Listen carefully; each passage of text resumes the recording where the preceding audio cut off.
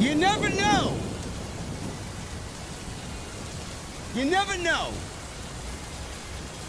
when a world title opportunity is just gonna fall out of the sky.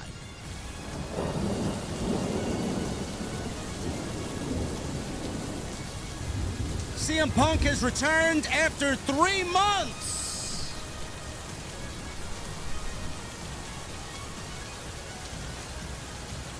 After Cody was attacked by Gunther. He returns to wrestle Sami Zayn in the main event in Chicago for the WWE Championship. And I don't need to tell you, man, how that one went. We got a new WWE Champion, and poor Sami Zayn is now the beneficiary of a 9-day title reign. The shortest reign in 5 years.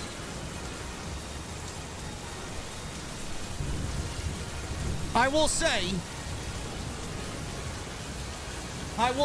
as long as it wasn't Cody. That's all I'll say.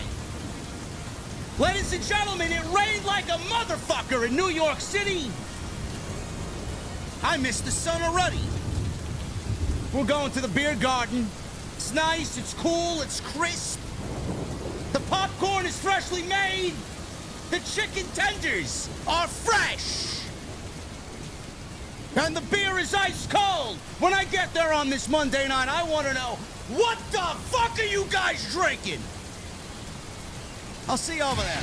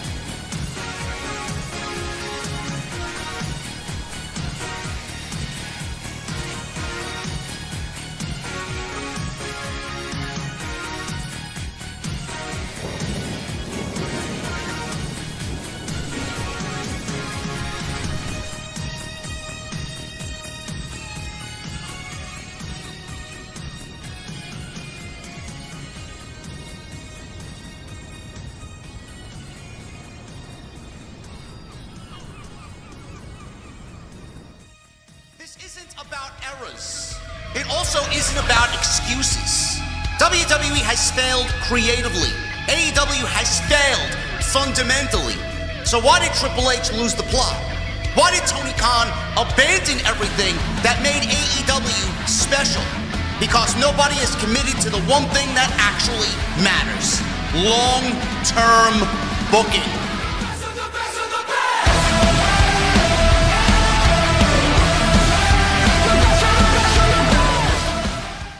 What is going on, guys? Thank you so very much for joining me right here on Off the Script. This is your Monday Night Raw post show for July 6th, 2026. I'm your host, JD, from New York, as always, coming to you live from the OTS Beer Garden. Thank you guys so very much for joining me on this Monday evening, wherever you may be.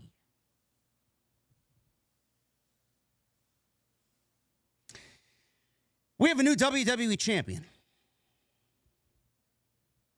We have a new WWE Champion. The reign of Sami Zayn is over. 9 days. Sami now has to his name 9 days as WWE Champion. The shortest reign in 5 years.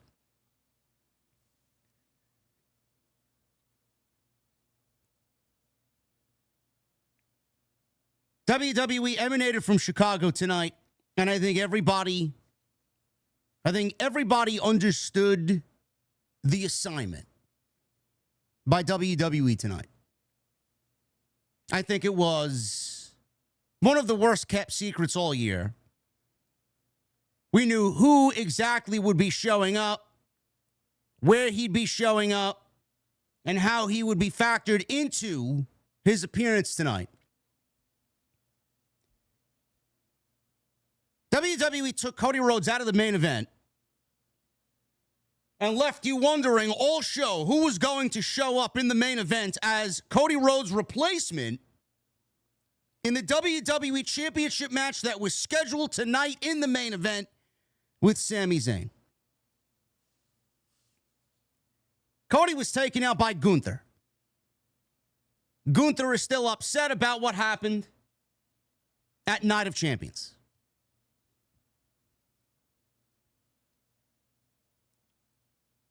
All show long we got who's going to replace Cody, who's Sami gonna wrestle. Bro, if it was anybody but CM Punk, I would have been floored. CM Punk was the name. CM Punk has returned to WWE. The rumors were correct. CM Punk is as big as ever. He looks in phenomenal shape. I'm happy that CM Punk is back. They had a great main event. One too many commercial breaks, though. They didn't really need that last commercial break. Come on now. Nonetheless, he's back. WWE desperately needed him back. It's the only thing on that show that really generates any stories and gives you a legitimate must-see feel. Great main event. And CM Punk begins yet another summer of Punk. I know there are a lot of people that have questions. I don't really know if I have any answers to these questions. I have a lot of questions myself. All I will say is this, and we'll get to what I got to say in just a second because we got Captain Solo coming in here. Oh, my goodness. Look at this fucking guy. You believe this guy?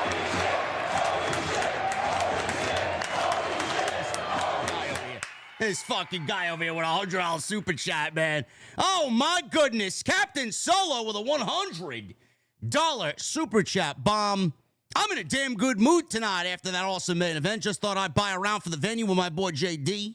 As far as the former champ is concerned, ride or die, D's nuts, says Captain Solo. You know what?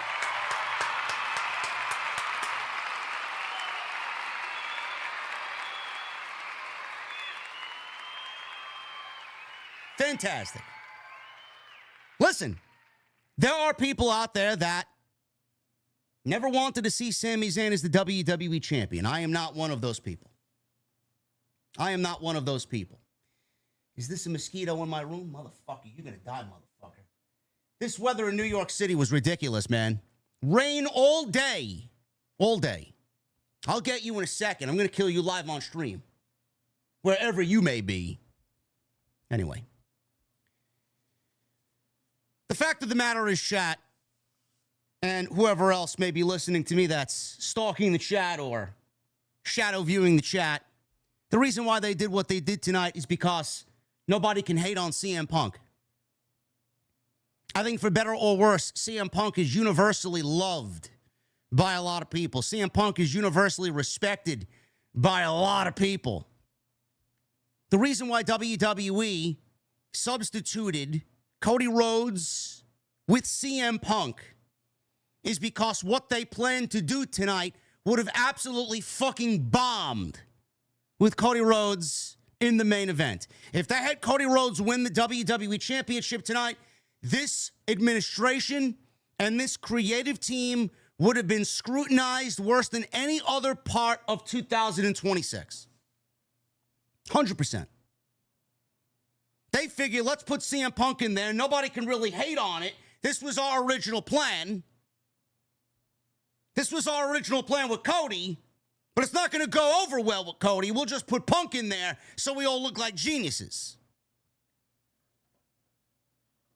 Sami Zayn was given the WWE Championship in Saudi Arabia for a moment. All the people getting upset about Sami Zayn holding the WWE Championship, all of your words fell on deaf ears. You're a bunch of fucking idiots.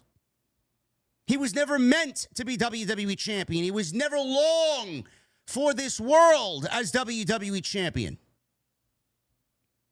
Me and all the other people that are relatively intelligent here tried to tell you that, but everybody was arguing with a fucking wall about ratings and attendance and Sammy's not making any money and all this other nonsense. Sami Zayn was never meant to do any of those things. Sami Zayn more than earned a WWE title next to his Hall of Fame resume. Sammy's story deserved to have a payoff for the WWE Championship. At this point, anybody but Cody Rhodes. That's the reason why they gave CM Punk the WWE title.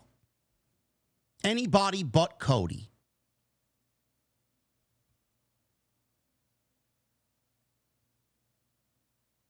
If you're thinking Sami Zayn is done with the WWE Championship, he's not.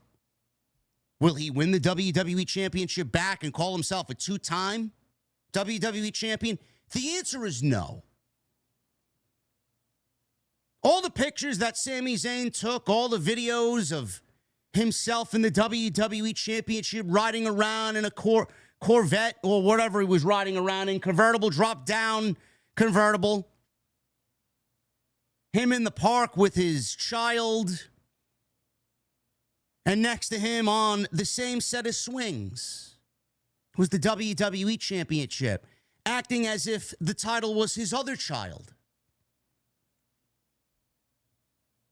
Sami Zayn out to lunch with the WWE Championship. A picture is worth 1,000 words. He took a picture because he knew a picture would last a lifetime. In reality, he knew his reign was going to last only 9 days. Sami Zayn's not done with the WWE title. He will be in the main event. He will be at SummerSlam. And he will be in the ring with Cody Rhodes and CM Punk. The reason why I say this is because you're not actively going to leave Sami Zayn off the SummerSlam card. That is absolutely fucking egregious. That is deplorable. That is downright pathetic. And I don't think WWE, no matter how much they're fucking terrible at what they do creatively, they're not going to leave Sami Zayn off the SummerSlam card. That would be insane to me. You don't leave somebody like that off the SummerSlam card after making him the WWE Champion and having him pin Cody Rhodes at the last PLE. Sami Zayn will be at SummerSlam. Sami Zayn will be in a match with Cody and CM Punk. I am of the belief that there will be another triple threat match. The one thing that you guys don't really understand, for all the Sami Zayn naysayers out there, Nick Aldis was on administrative leave. He is the general manager of Friday Night SmackDown. Adam Pearce filled in for Nick Aldis on Friday Night SmackDown this past week. He was the one who told Sami Zayn that he would be showing up on his show to defend the WWE Championship in the main event of Monday Night Raw. His show in Chicago. Sami Zayn's a SmackDown talent. Sami Zayn is the WWE Champion. And the WWE Championship belongs to Friday Night SmackDown. This decision was made by the general manager of Monday Night Raw. His name is Adam Pearce. His name is not Nick Aldis. So now with Nick Aldis back from administrative leave because he was on the show tonight and he was in Nick Aldis was. He was in Adam Pearce's face. We'll get back to Friday Night SmackDown. There will be complaints by Cody. There will be complaints by Sami Zayn. And now CM Punk is the WWE Champion, which now he finds himself calling SmackDown his home permanently. There will be a triple threat match at SummerSlam. Again, that is what I believe they will do. That is what I think the right situation here is for WWE to do. You can't leave Sami Zayn off of SummerSlam. That way it makes everybody happy. Triple H thinks he's fucking making everybody happy. Oh, look, I made Sami Zayn the WWE Champion in Saudi Arabia. I gave everybody who'd ever thought would win the WWE title the WWE title. Look at how unpredictable I am. Look at how unpredictable I am. Everybody thought Cody was going to retain. Nobody thought I'd pull the trigger on that one. Then he goes into Monday night. Oh, look, everybody thought Cody was going to straight up beat Sami Zayn clean. Everybody thought Cody was going to wrestle Punk at SummerSlam and win the title back. He substituted Cody Rhodes for CM Punk. He took the belt off of Sami, which he never wanted to put on Sami Zayn long term anyway. He gave Sami a moment. He took the belt right off Sami Zayn after giving Sami Zayn a moment. And he put CM Punk in Cody Rhodes' place. And he saved a Monday Night Raw in Chicago from being a complete fucking failure. Sami Zayn got his moment. Cody got taken out of the main event. CM Punk won the title. CM Punk now moves to SmackDown. Sami gets inserted into the main event of SummerSlam along with Cody Rhodes and CM Punk. And Triple H gets Cody Rhodes and CM Punk in the same ring together in the main event of SummerSlam. He's looking like a fucking genius to himself.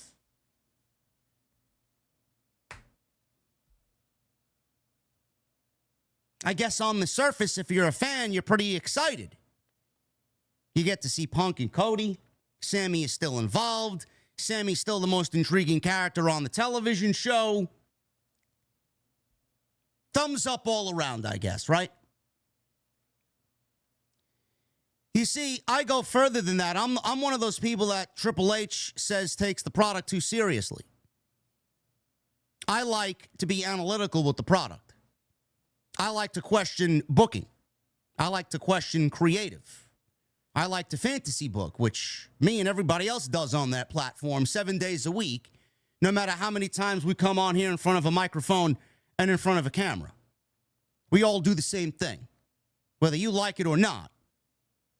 Jim Cornette's fantasy booking and Solomonster's fantasy booking and everybody's fantasy booking. Everybody's giving you exactly what they think should happen. It's no different. So yes, when there's good, I will claim this is good, that's good, and I love the decision that they made. And at the same time, I will call out the bad and question why they did it and give my opinion on where they should have went. On one hand, Triple H was looking himself in the mirror today back at the hotel room, and he's saying, I did a good job tonight. I made everybody happy. I nailed all these things, and now SummerSlam's looking really good. But on the other hand, you're looking at this, and it's like, creatively, it's fucking ridiculous. Not only did WWE fuck up the King of the Ring and make that completely irrelevant, which is another thing people are arguing about and defending the fucking fact that Oba Femi is not getting a WWE Championship match at SummerSlam. You fucking moronic idiots. If you did not want him to win the WWE Championship, then maybe you shouldn't have had him win the fucking King of the Ring. It's not that fucking difficult.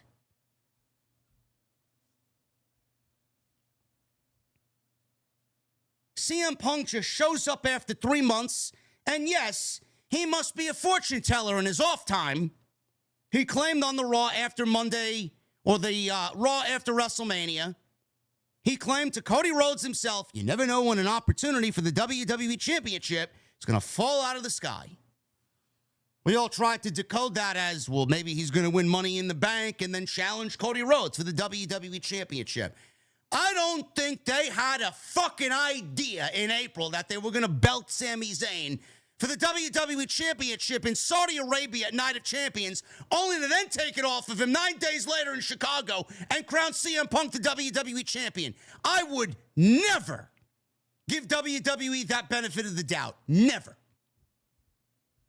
On a show that we watch weekly, and you can tell that some of this shit is booked week to week, I'm not giving them that fucking benefit of the doubt at all, ever. How do you have CM Punk, though he said it and he predicted it, how are you going to have CM Punk come back after 3 months because Nick Aldis made a phone call? I don't really understand how someone can come back 3 months, get a championship match. That statement is for all the people who claim that this shit doesn't make any sense. That statement's for all the Sami Zayn people who never wanted Sami Zayn to lose the WWE Championship, but also understood that he was never going to be long for this world as WWE Champion. 9 days is ridiculous. SummerSlam was a little bit more tolerable. All because it's Chicago and CM Punk told AJ Lee that he'd be home in 20 minutes? That's enough to make CM Punk the WWE Champion. The last time we saw CM Punk, he told everybody he was never going to take a vacation like Roman Reigns, disappeared for 3 months. We heard rumors of him having problems with WWE Creative. He lost to Roman Reigns at WrestleMania, hasn't wrestled once on television, walks right into the company on Monday night, and wins the WWE Championship. If you think that makes sense, I'm also dating Tiffany Stratton or fucking Blake Monroe. No, it doesn't. It doesn't make any sense. And all because it's CM Punk, and CM Punk is one of the most popular guys in the company, and CM Punk is looked upon as someone that everybody loves.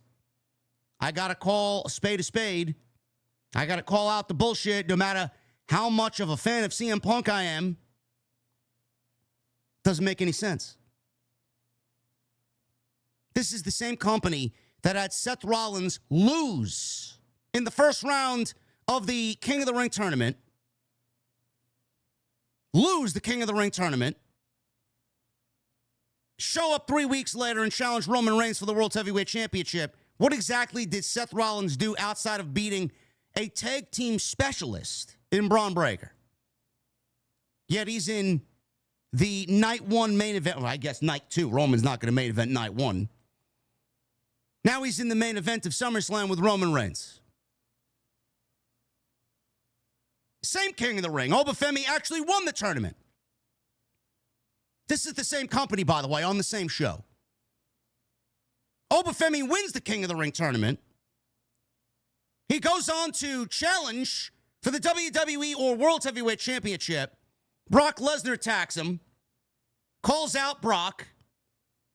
Brock says, sure, we'll have match 3, but it's going to be inside Hell in a Cell. And then he promptly tells Adam Pearce, I'm going to forego my championship opportunity that I earned, and that you have the commentators go out there for 5 straight weeks claiming that I win King of the Ring, I get my shot at SummerSlam at the WWE or World Heavyweight Championship. Yeah, I'm just going to forego that and wrestle Brock Lesnar and have nothing to do with the WWE or World Heavyweight Championships.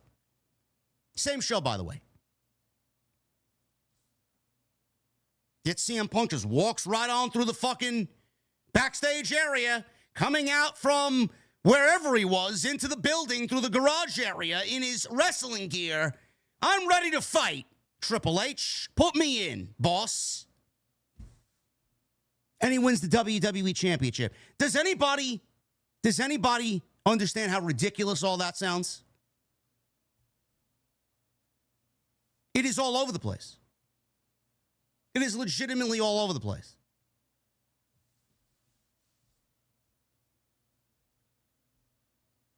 I'm not supposed to take it too seriously, though. I'm not supposed to ask questions. Triple H doesn't want us questioning what he does on week-to-week television. Yet he said all this to Stephen A. Smith, who's probably one of the most critical individuals on the entire ESPN platform. I wonder if he told Stephen A. Smith, don't complain about the NBA season next season, bro. Just have fun with it. None of it made any sense. The only reason that WWE did what they did tonight is because they booked themselves into a fucking corner. They gave the title to somebody that they had absolutely no aspirations of booking as the World Heavyweight Champion. And instead of putting Cody Rhodes back in that same spot and having him win the title back for a third time, they gave it to somebody that the fans are going to more or likely embrace more than Cody Rhodes. So I will say this again, just like I did this in the beginning of the year. If CM Punk is the WWE Champion, WWE's next major story, and I don't give a shit what Cody says or what Cody wants or what Cody feels. Nobody wants to see Cody as the WWE Champion again. Cody needs to step far away from the WWE Championship. And Cody Rhodes, if he wins the championship back, we're going to be right back in the same boat that we were in 9 days ago. Nobody wants it. It's boring. And it's something that actively drives the television show further down and makes it worse. At least CM Punk is now moving to Friday night to give that show on Friday night much needed legitimacy and much needed star power. I don't give a fuck what Cody wants. The next major storyline coming out of this is Cody Rhodes going heel. I don't know how they construct it. I don't know how they tell that story. I don't know what the catalyst will be to get Cody to that next level. If this doesn't start the Cody Rhodes villain arc, I don't know what does. The man had something taken away from him that he earned on Friday. Now he's in the ring with somebody that we, the fan base, embrace more so than him. This needs to start the Cody Rhodes villain arc. Cody Rhodes needs to turn heel if he's going to be battling CM Punk for the top spot on Friday Night SmackDown. Because at this point, CM Punk is untouchable. No matter if Punk is a babyface or Punk is a heel, Punk is going to resonate the same way he is no matter what role he's playing. Cody as a babyface is fucking terrible. It's boring, and like I said, it actively drives people away. Cody didn't do anything as WWE Champion to usher in new fans. Cody didn't do anything as WWE Champion to bring in any interest to Friday night. Some of that's on the writing team because they're fucking garbage. But when you write for Cody in the most boring, straightforward, linear, absolutely vanilla way possible, you get what you get. That's the Cody Rhodes that they feel is best. That's the Cody Rhodes that the majority of us don't want to see. That's the Cody Rhodes that the majority of us don't want. You can't have CM Punk and Cody Rhodes coexist at the top of the card as two baby faces. You can't. And I'll say this again. CM Punk, whether he's a heel or a babyface, is going to resonate the same in either role. Cody is boring. Cody needs more of a change than anybody on the entire roster. Cody needs to be a heel. Heel Cody is what we're all waiting for. He might not want it. He didn't want it in AEW, and you've seen what he did. He opted to leave. He laughed in all the fans' faces over there who wanted him to turn to the dark side. He just couldn't do it. Now we're running back the same thing all over again, all these years later, 4 years later, and we're right back in the same boat. This is something that he cannot run away from. This is something that he cannot hide from. It's got to happen. It's got to happen. Every major superstar in this industry, every legend in this industry, every great in this industry has had to undergo a heel turn. There's no running from this, bro. You got someone in CM Punk who is more of a babyface since coming back to WWE than Cody has been since he won the championship. Since the We Want Cody hashtag after Rock took his Rumble win away and was forcing us to watch him and Roman in the main event. As soon as Cody won the title and finished his story, his stock in the eyes of the fans has gone down. You can fucking go and look at all the analytics you want. I don't need to hear a fucking peep as far as numbers. I have eyes and I have ears, and I see what's happening. It's been going and trending downwards. Meanwhile, CM Punk, every time he's on TV and every feud he's been in, CM Punk has been a catalyst for what this company desperately needs. CM Punk has been the fucking change that we desperately want. CM Punk's stories have been the stories, the best stories that WWE has told since he's gotten back.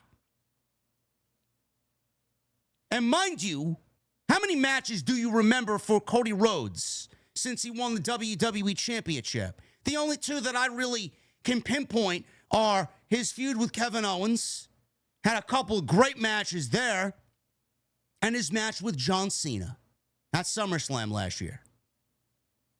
Outside that, I can't pinpoint something that Cody Rhodes did that was out of this world tremendous that I'm going to go back and watch for the annals of fucking history. CM Punk has gotten back to the company and has done legitimately everything to put this place on his back and make it better. Cody's tried to do that, and he pales in comparison to CM Punk. He's in the shadow of CM Punk.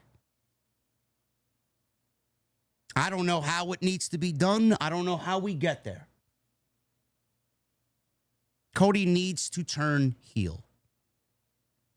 That's all I get out of this decision tonight. CM Punk is the WWE Champion. This was a decision made by Adam Pearce.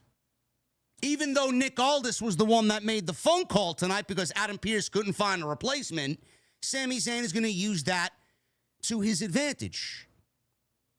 He was already told by Adam Pearce that he had to go to Monday and defend the SmackDown title. He even questioned Adam Pearce on Friday. I'm not a Raw star. That's not my show. Why are you sending me there? It's wrong. Nick Aldis only made that phone call to one-up Adam Pearce because Adam Pearce, he made Nick Aldis look like an idiot. So Nick Aldis wanted to make him look like a bigger idiot and found someone in replace of Cody because Adam Pearce couldn't find anybody. Less to do with Sami and more to do with Nick Aldis and Adam Pearce because Nick Aldis is upset at Gunther.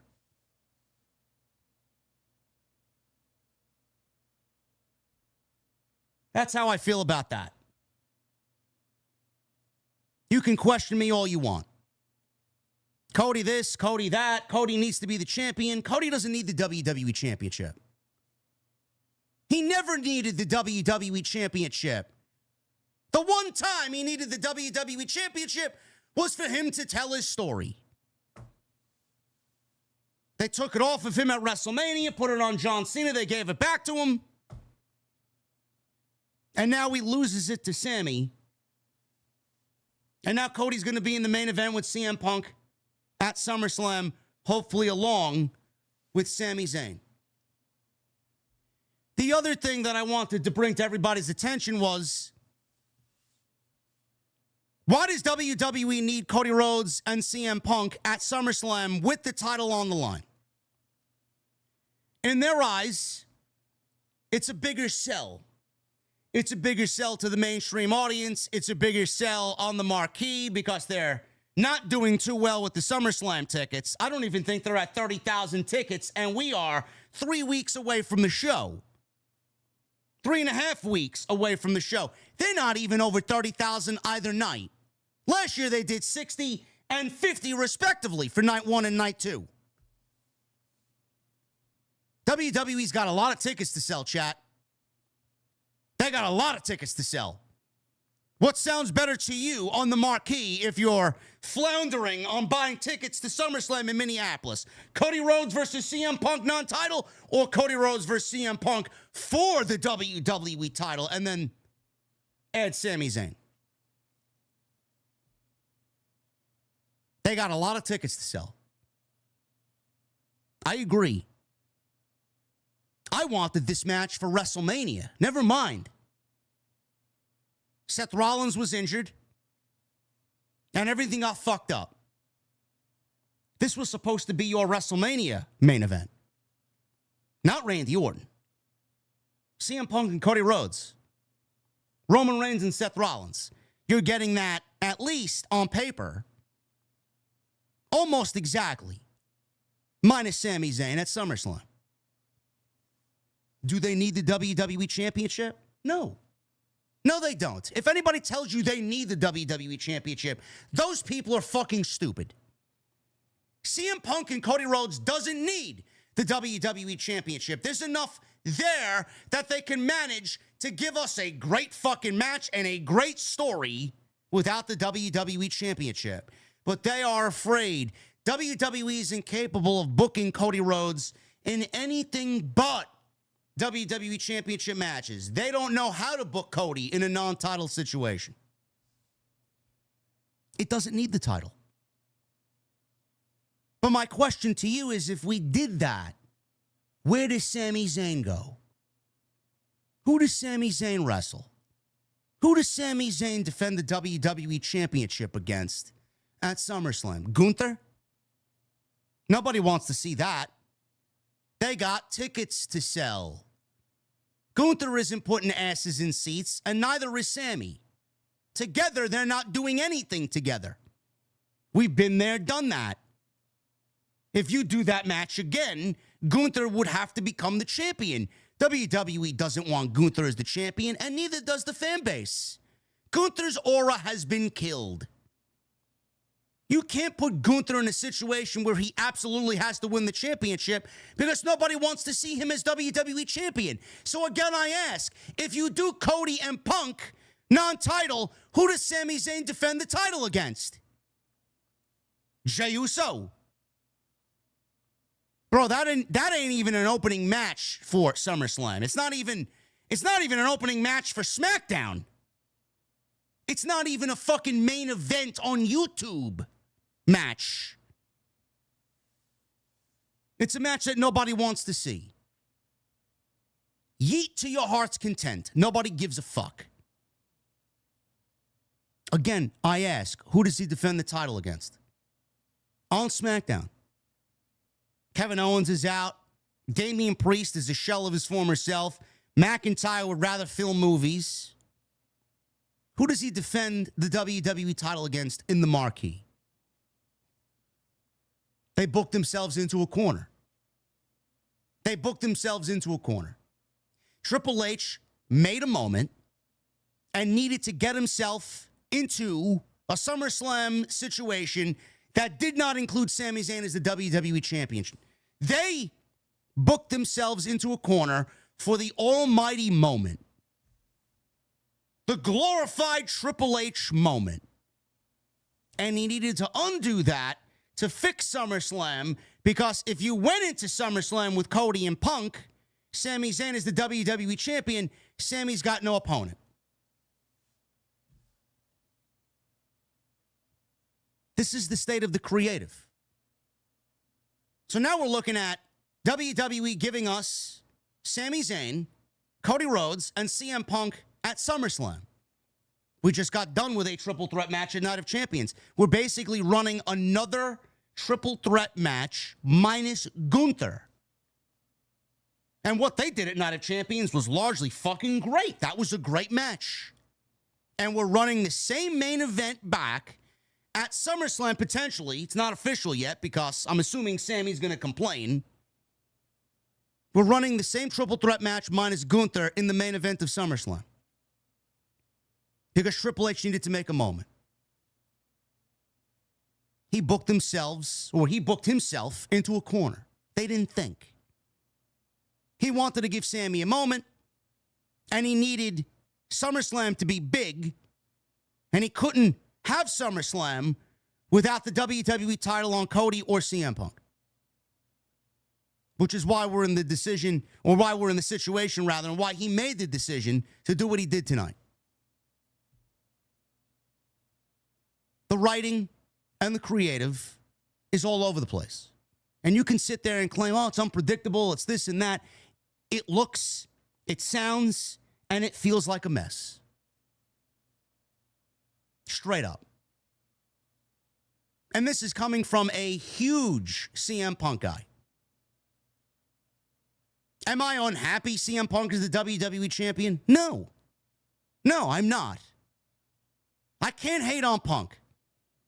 CM Punk was the MVP of this fucking place for the first half of the year. Or at least the first quarter of the year, the first 4 months of the year. Then he went away. He was putting on fucking bangers left and right. He was the wrestler of the year in WWE for the first 4 months. He owns match of the year in WWE with Roman at WrestleMania. Then he went away for 3 months. And now he's back. I can't hate on CM Punk. There will never be a WWE where I don't want to see CM Punk as the WWE Champion. But WWE put the belt on Punk because Punk is a better option than Cody. WWE put the belt on Punk because it's a better option than Cody, and Triple H is addicted to making moments. He made a moment with Sami, but he never wanted to make Sami Zayn the WWE Champion. But he realized he had SummerSlam to book, and he can't go into Minneapolis with Sami Zayn as the WWE Champion and book Cody versus Punk, the match he wanted, non-title. Who does Sami wrestle? Cody and Punk is a main event match, but it's not for the title. Sami Zayn defends the title against whom, and if I find somebody to wrestle Sami, it won't be the main event, and the WWE title will be belittled to the opening match. It's a mess, no matter how you look at it. So you could sit there and watch me, and I know you're already fucking typing a comment. JD hates on everything. JD hates this. JD's not a fan of pro wrestling. Blah, blah, blah, yada, yada, yada. The fact of the matter is, it's a fucking mess. No matter who the champion is.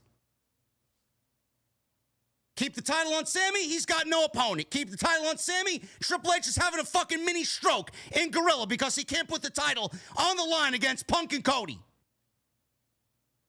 He's got to make a moment, though, in Saudi Arabia, but he can't take Sami Zayn into SummerSlam as the WWE Champion.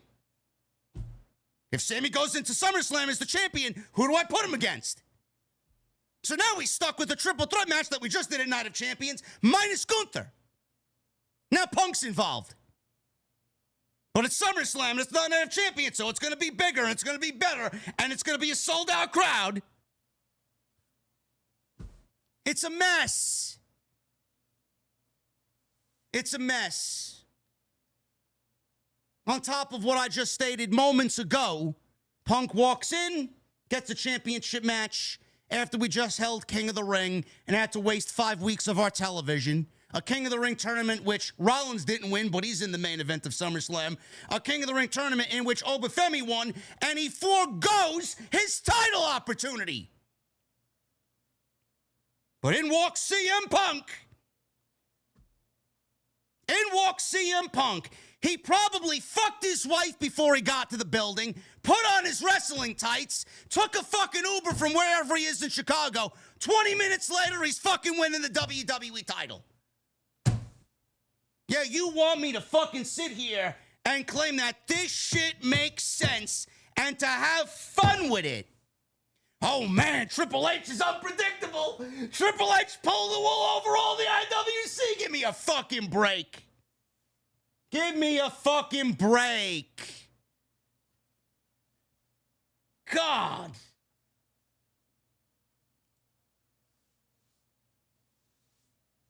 Meanwhile, the other narrative I see, I had to dumb this down on social media too. Well, Gunther's going to be in the WWE title match as well. First of all, who wants to see Gunther in the WWE title match? Nobody. Second of all, he ruined the WWE title match tonight by showing up on a show that's not his to attack Cody Rhodes and ruin the main event, sending the GM scrambling to find a replacement. Yet you think that logically it's something that makes sense to include Gunther in the WWE Championship match at SummerSlam to make it a fatal four-way. Yeah, that'll really show them. That'll make it seem different that Night of Champions will make it a four-way, Paul. Gunther doesn't deserve one. Gunther certainly hasn't earned one. Gunther will be wrestling Nick Aldis in a showcase match, and he will end the career of Nick Aldis as a professional wrestler. And you will sit there and eat the slop that Triple H serves you. Gunther is not getting a championship match, and if he does, it doesn't make any sense. He hasn't done a fucking thing to earn one or deserve one. So you can keep that shit and bury it. It doesn't make any sense. CM Punk is the WWE Champion, regardless. Him and Sami had a great match. And after all that I just said, which, I mean, is very difficult to argue, am I happy that CM Punk is back? Yes. Am I happy that CM Punk is the WWE Champion? I can question it till I'm blue in the fucking face. Do I hate it? No. I don't. But I got questions. I got a lot of questions. And I'm very confused as to why they do what they do and why they make the decisions that they make. But we're supposed to have fun with it and not take it too seriously. So he's really riding that narrative and really pushing the fans' patience. Do I think Sami Zayn deserved more than 9 days? Yes. 100%. Sami Zayn earned more than 9 days. Over 13 years, he's earned to be WWE Champion. He's worked hard to be the WWE Champion. No matter what you think of him or what he looks like or his political beliefs or whatever the fucking case may be, he's earned the right to be WWE Champion, where most of the naysayers haven't earned the right to even fucking lift a 5-pound weight, you fat slob. Continue to lift the fucking bag of Cheetos, you fucking fat slob. These are the people claiming that Sami Zayn is out of shape and Sami Zayn should be bagging my groceries at fucking Whole Foods. It should have been at least SummerSlam, at least. But you know what? This isn't a competent creative team. A competent creative team, a creative team that has their heads connected to their fucking shoulders correctly, they would have gotten it right. This writing team does nothing right. This writing team is very reckless. This writing team is very flighty. And this writing team couldn't book themselves out of a fucking wet paper bag. But they want to be unpredictable. They want to be, oh man, we'll show them. Great. The reason why you're in the situations that you're in is because nothing seems planned. Nothing is given a foundation to stand on. There's no beginning, middle, and end. There's no A, B, C, D. WWE just throws shit at the fucking wall and whatever sticks, yep, that's what we're doing. We'll go with that. Fantastic. He earned and deserved more than 9 days. A good writing team would have gotten him there. This writing team is not the writing team to get him there. We're going to go over this show. All in all, excellent main event. I thought tonight's Monday Night Raw was probably top 3. It's a low bar. Top 3 Monday Night Raw this year in 2026. We're going to go over it, how we got there, how we ended up with the main event that we got, the outcome, the whole vibe in Chicago, and what WWE is slowly piecing together for SummerSlam We will go over it today right here on Off the Script. This is your Monday Night Raw post show for your July 6th, 2026. You guys are awesome, man. We got 3,700 people in here, man.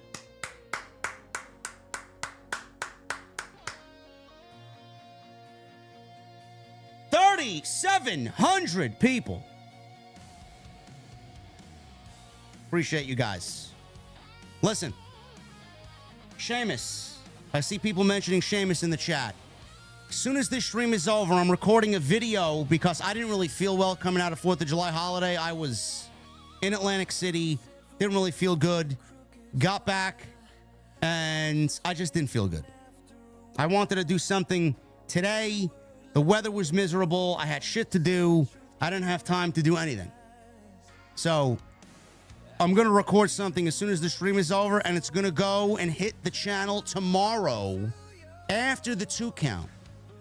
So around 12:30, 1 o'clock, it'll be on the channel. We will talk about Sheamus.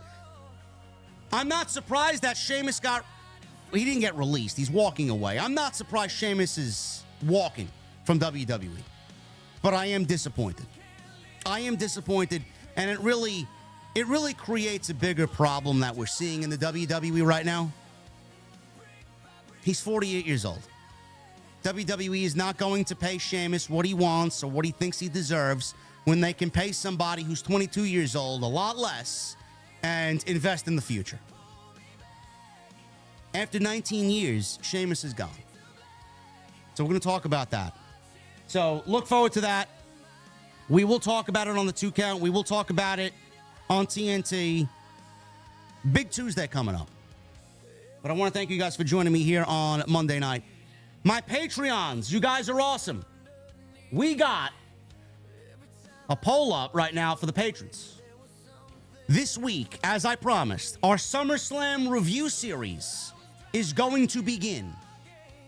And I put a poll up on the Patreon page to what match we are going to review first. Right now, it is a dead tie. The 4 choices are 1992, Bret Hart, British Bulldog, 46% of the vote. SummerSlam 93, Bret Hart versus Doink/Jerry Lawler, 3% of the votes. I'm actually kind of disappointed that match only got 3%. I love that fucking match, and I love the environment in Detroit. Bobby Heenan was excellent on commentary as well with Vince there. 1994, Bret Hart versus Owen Hart, steel cage match, only 6% of the vote. And 1995, Shawn Michaels, Razor Ramon ladder match, 46% of the vote. So it's tied between Bret Bulldog in 92 and Shawn Razor in 95. So if you guys are a part of the Patreon page, if you want to be a part of the Patreon page, you guys can go and sign up. We're going to be reviewing classic SummerSlam matches up until SummerSlam. So thank you guys for that. That's coming this week. I'm thinking about getting it out on Wednesday. So look forward to that. Q&As are going to be coming this month as well. We're going to be doing it big.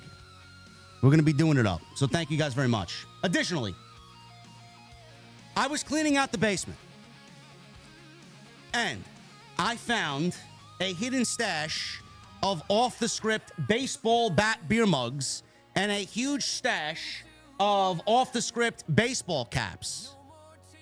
We're going to be doing what we do on 2 count. We're going to be taking everybody's super chats, putting you guys in a wheel, and we're going to be spinning the wheel at the end of the night. And lucky people, every stream, up until we get to SummerSlam, are going to be winning some exclusive merch that really nobody has, and that I usually bring with me during conventions or if I'm doing a meet and greet somewhere. You guys are going to get the rest of this stash, and we're going to get rid of it. So I'm looking forward to that. We'll start that, I think, on Friday. I got to set the wheel up. I got to make sure everything's right. But I want to get these items and this merch in the hands of people that will use it and will enjoy it. So that's coming as well. And I appreciate all the support there. Follow me on social media at JD from NY206, Twitter, Instagram, TikTok, and Cameo. Hit that subscribe button down below. Turn on the bell for notifications.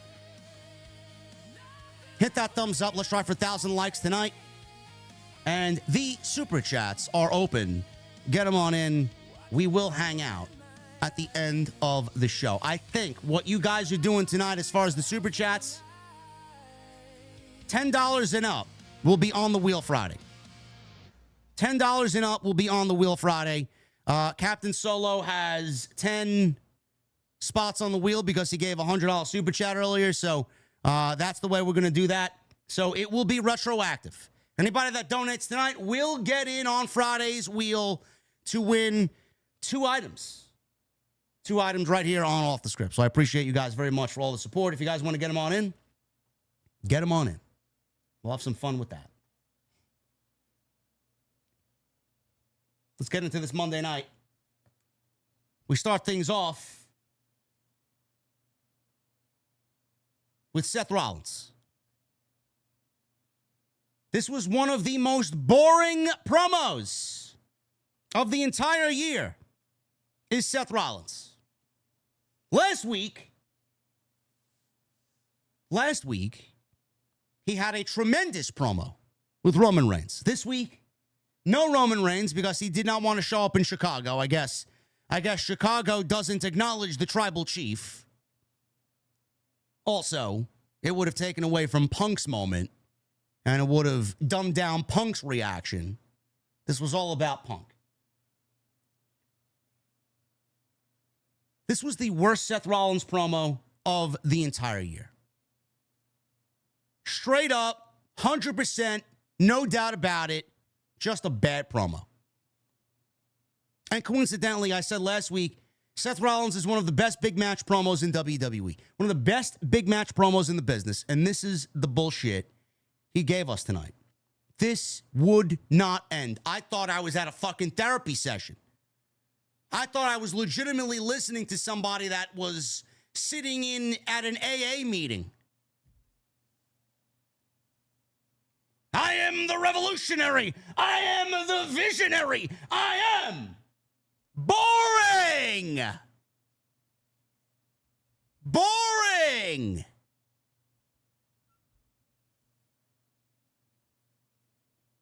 God, I love this building. So fans are chanting for CM Punk. Yeah, I get it. He's from Chicago. An obligatory CM Punk chant. Get it out of your system. To be honest with you, I couldn't care less about that guy right now. He's just not my business at the moment. My business is about getting the World Heavyweight Championship back.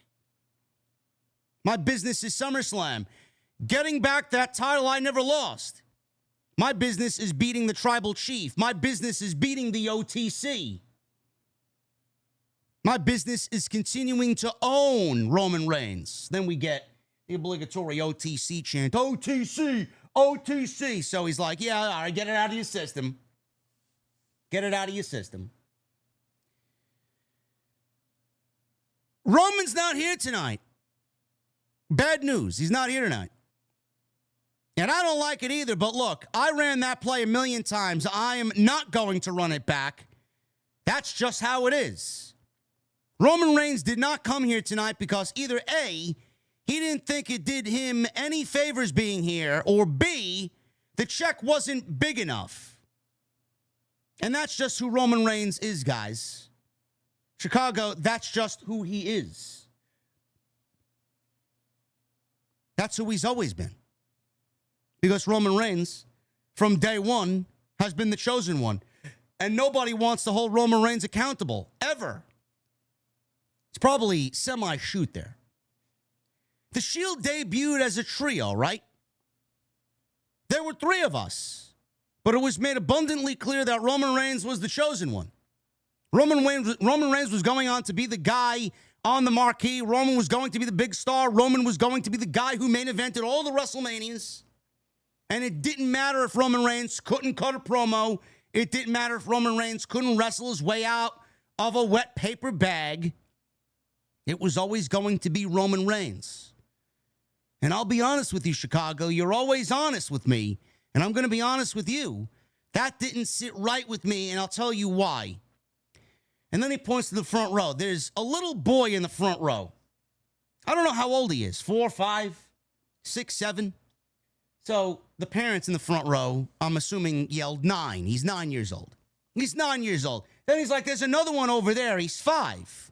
And the kid himself held out the number 5. He's 5 years old. I was that boy.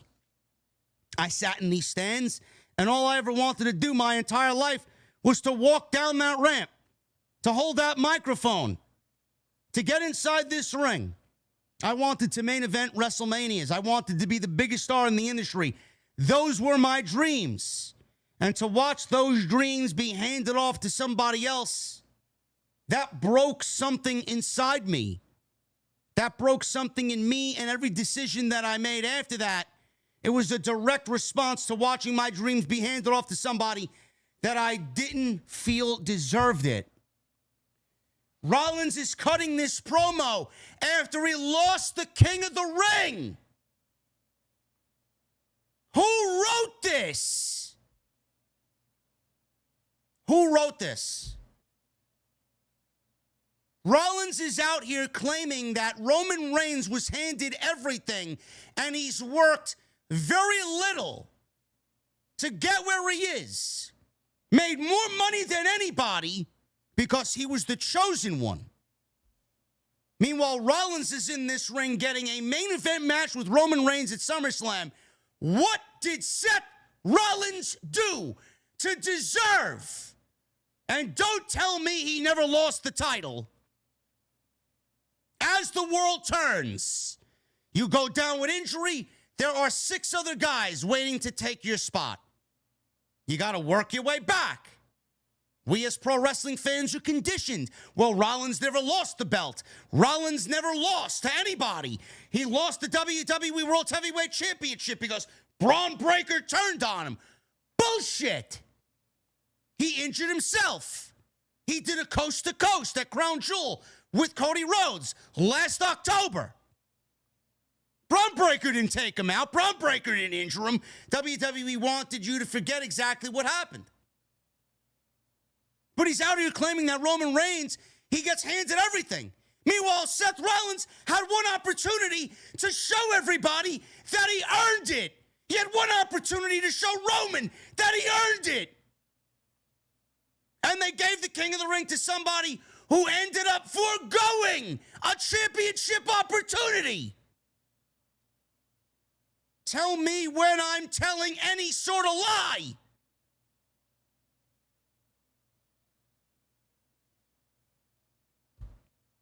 If this promo proved anything, is that WWE is terrible, number one, and Seth Rollins should have won the King of the Ring. I'd love for somebody to fucking clip that and react to it and make sure you make a video about it. JD crashes out. Motherfucker, prove me wrong.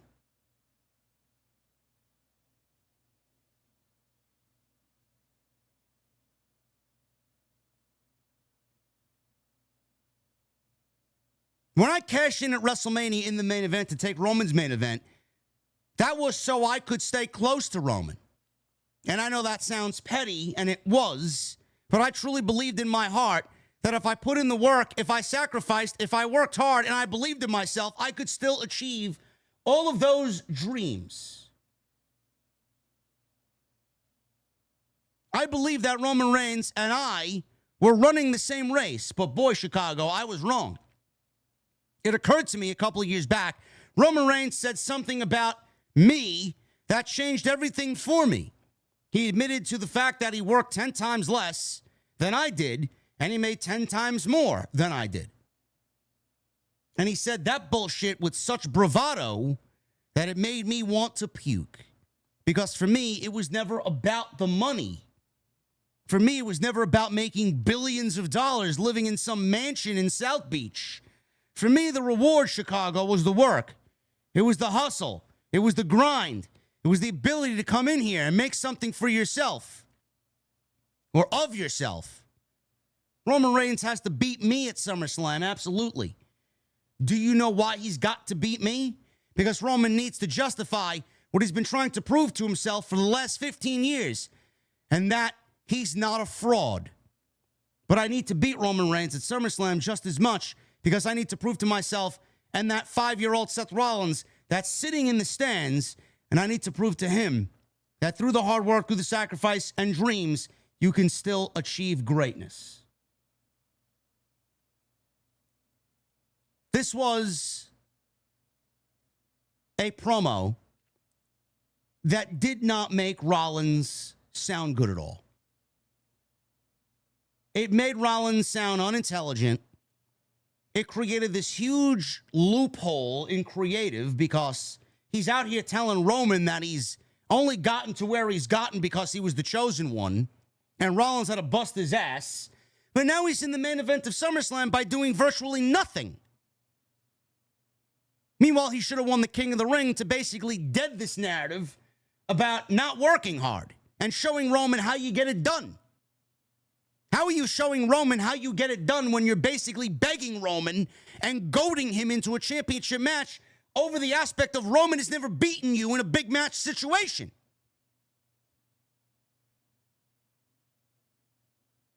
What an asinine fucking promo. And my God, he was virtually on the precipice of putting Chicago to sleep. LA Knight comes down, and my God, man, LA Knight, he saved this from sheer disaster. Like, the fans could not give a single shit about Seth Rollins' promo. LA Knight comes to the ring, and he saved this entire segment. This was the best LA Knight promo, maybe in his entire WWE run. He absolutely cooked. He cooked. He filleted. And threw this motherfucker on top of the fucking grill. Splattered some butter all over it, some nice herbs and spices, and he fucking filleted Seth Rollins here. Let me talk to you. You got to understand something. There was no way that for 2 weeks in a row I was going to sit back there and listen to this again, because last week Roman Reigns sauntered out here about to bore everybody to sleep. And what did you do? You came out to join him, and the two of you bored everybody to sleep with the same old trash.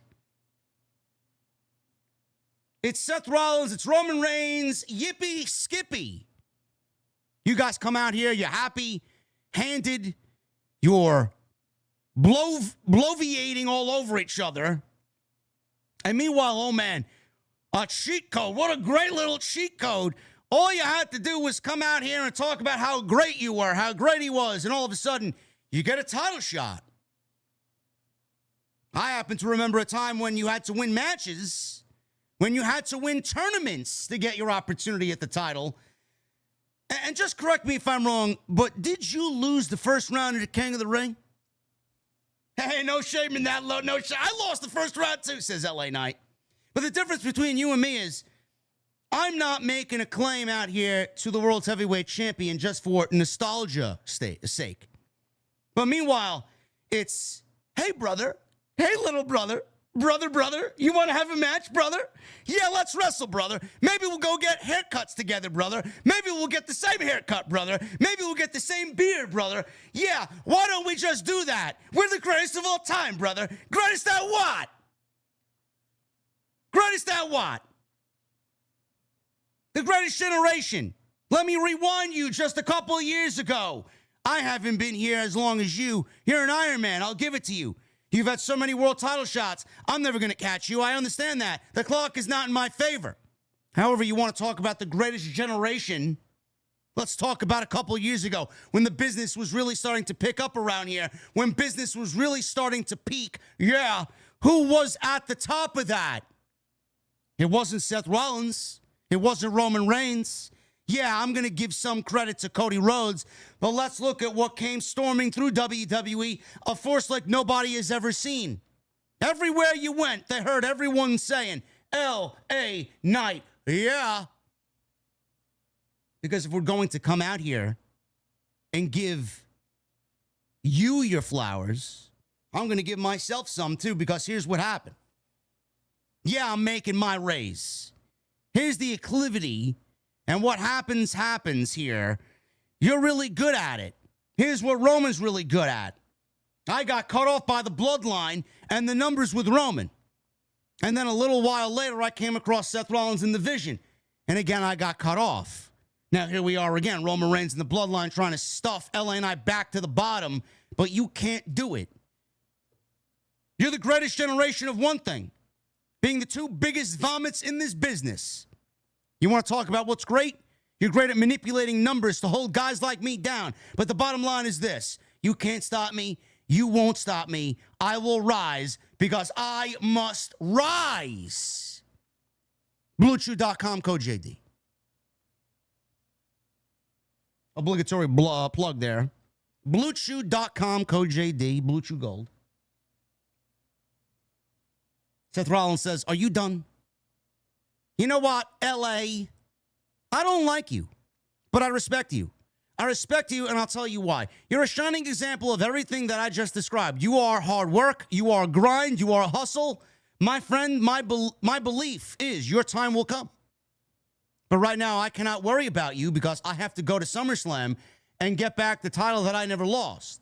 And when I get that title back, if you want me to step, or if you want to step to me, rather, one more time, you can be the first person I will put in the dirt. So Seth Rollins walked out to the ring. Jimmy Uso super kicks LA Knight. Jimmy Uso tells LA Knight, keep the family name out of your mouth. And he goes right back into the audience and disappears. LA Knight saved that whole segment. LA Knight saved that whole segment. The best LA Knight promo that he's ever cut in WWE. Period. Bar none. 100% factual. And Rollins is not winning the World Heavyweight Championship back. He's just a pawn in the Roman bloodline game. LA Knight, what is he doing at SummerSlam, you ask?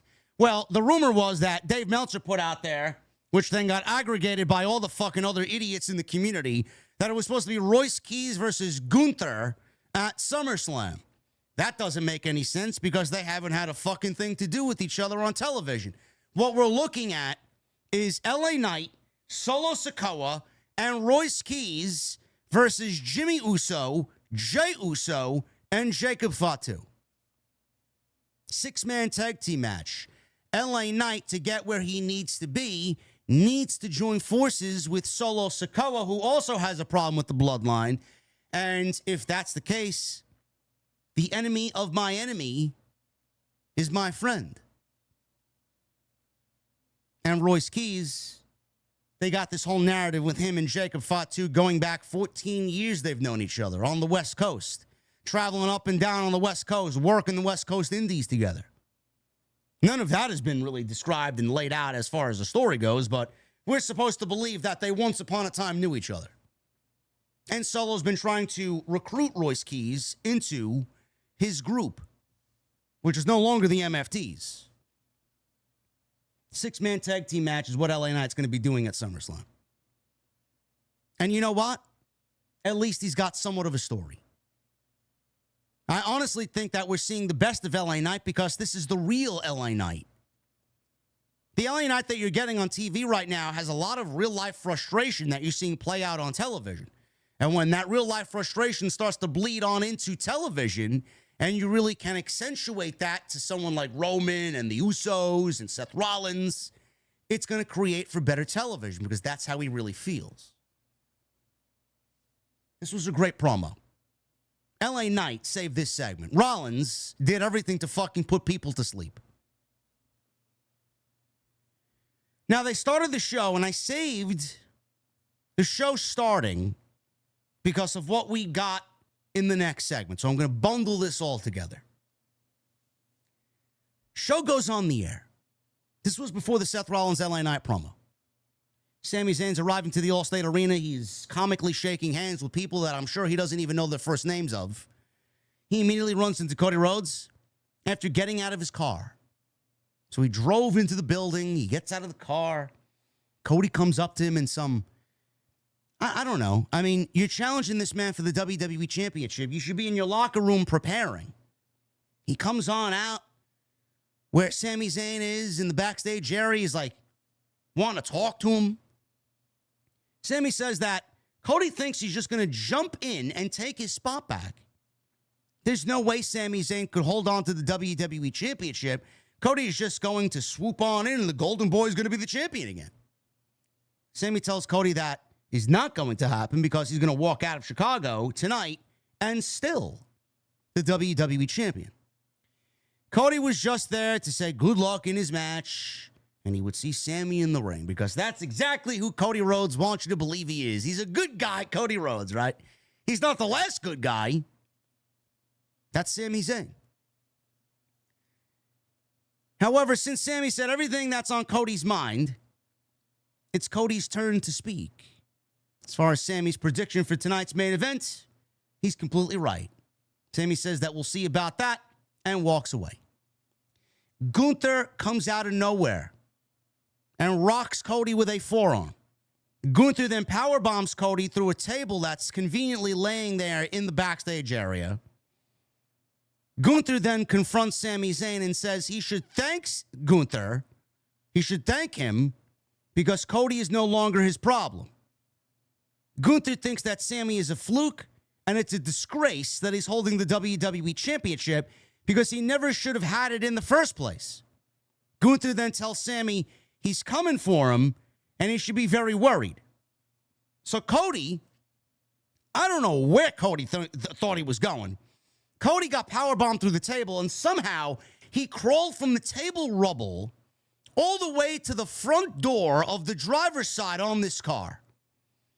So Gunther sees Cody trying to get up and prop himself up by using the driver's side car door here. Gunther then kicks the door into Cody's face, and he bleeds. He's bleeding from the side of his face, and he's laid out there. Medical comes and rushes in to save Cody Rhodes from Gunther, and he tells Sami that's the pain that Sami can expect because he's coming for him and the WWE Championship. So the show got started off on a hot note, but you could instantly tell where they were going, and I immediately put it out on social media. Well, I guess CM Punk has a championship opportunity potentially that is going to just fall out of the sky. Because they basically wanted you to believe that Cody wasn't going to be medically cleared thanks to the beatdown by Gunther, and he would not be medically cleared to wrestle in the main event. So after Rollins and LA Knight actually, let me rephrase that. After Rollins almost put us to sleep and LA Knight woke us back up, we go backstage. Adam Pearce is yelling at Gunther. Apparently, Gunther was going to have a meeting because he thinks, thanks to his actions earlier, the meeting's canceled. So he showed up. He was going to have a meeting about what? I don't know. But then the meeting got canceled because he decided to attack Cody Rhodes, and they kicked him out of the building. Gunther said that Pearce's decision forced his hand. So then Nick Aldis shows up, and Gunther gets in a shouting match with Nick Aldis, who they're just yelling at each other all over again like Night of Champions. Gunther says that we all know that Nick failed as a wrestler. Keyword. He failed as a wrestler, and now he's failing as a general manager. So Nick Aldis tells Gunther to keep his name out of his mouth. Gunther then gets kicked out of the arena. Adam Pearce asked Nick Aldis if he's trying to have a permanent leave. Nick said he's trying to protect the interest of SmackDown after Pearce poached the main event. Pearce tells Nick to save it. The industry is bigger than his ego, and it's his ego as to why we're in this situation. So Nick Aldis says that Pearce would have done the same thing if he was in his shoes. Pearce doesn't want Nick telling him how to run a show just because he lost his temper. Nick Aldis then says that Pearce has a big ego as well, gleefully running both shows. He says that Pearce is doing a terrible job, especially with Cody Rhodes getting attacked and possibly injured. That's most definitely on Pearce's hands. Adam Pearce then says that he can't stand Nick, and he walks away. I don't know. I don't know. I don't know. I mean, they really played up the the general managers going at each other here. The way that I took it, personally, is that Nick Aldis is done being a general manager. He doesn't want to. That's the way I would look at it if I'm Nick. I don't want to be a general manager anymore. We got a problem. Adam Pearce is not going to solve this problem. And Adam Pearce is not going to reprimand Gunther. He's not going to suspend Gunther or fine Gunther. Nick Aldis is going to have to deal with this problem in the only way that he knows how, and that is being a professional wrestler. There's a reason why Gunther is now 2 weeks in a row, 3 weeks in a row, claimed that Nick Aldis is a failed wrestler. He's a wrestler turned general manager. Nick Aldis wanted to wrestle for WWE. Someone in WWE didn't want to see him wrestle. Whoever that is, somebody must have not liked him too much. Bruce. So they kept him down. He's done very well as a general manager. And I don't think Nick Aldis is going to turn full-time wrestler here. I think this is just going to be, a one-time deal. Maybe it leads to a second match. And a second match leads to a third match, and so on and so forth. But I could see them booking this match for SummerSlam as a special attraction. Nick Aldis, who is an accomplished professional wrestler, multi-time world champion the world over, wrestling Gunther. It's a nice little showcase match for Gunther, but it doesn't really fully get Gunther back to where he needs to be. Gunther, the WWE creative team has dropped the ball on Gunther big time. He doesn't feel the same as he did last year or the year before that.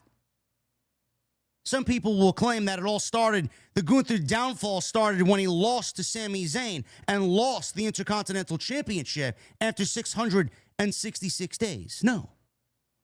Now, I don't attribute Sami beating Gunther as the start of Gunther's downfall. I consider losing to Jey Uso and tapping out to the sleeper hold by Jey Uso in mere seconds as the beginning of the downfall for Gunther. They sacrificed Gunther for Yeet Man. And that's something that Triple H needs to live with. They didn't do him any favors.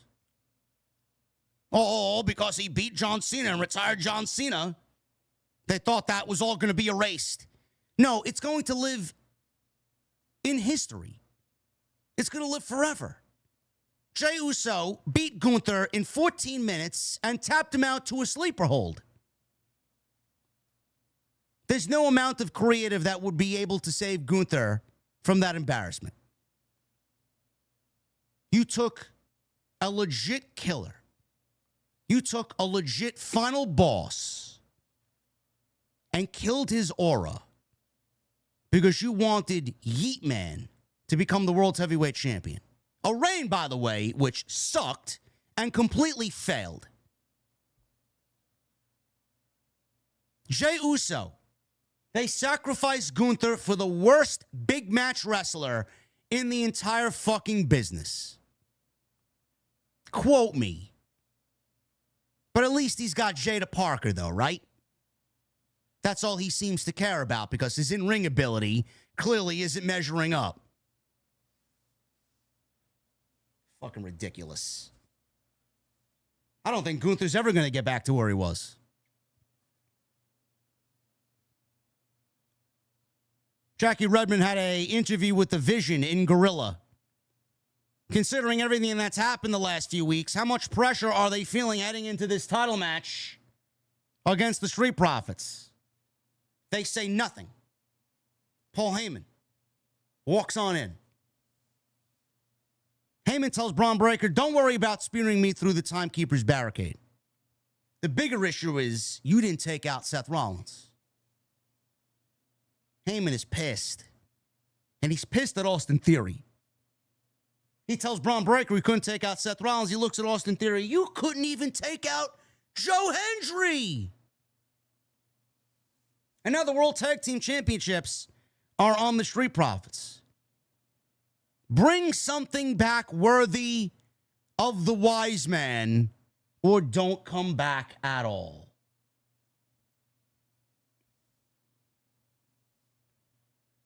Tag team title match here. We got the Vision challenging the Profits for the Tag Team Championship. This went 8 minutes.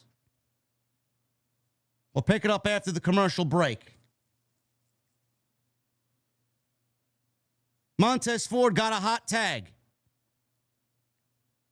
Comes on in, he's a house on fire on Bron Breakker. Comes off the top rope with a big crossbody.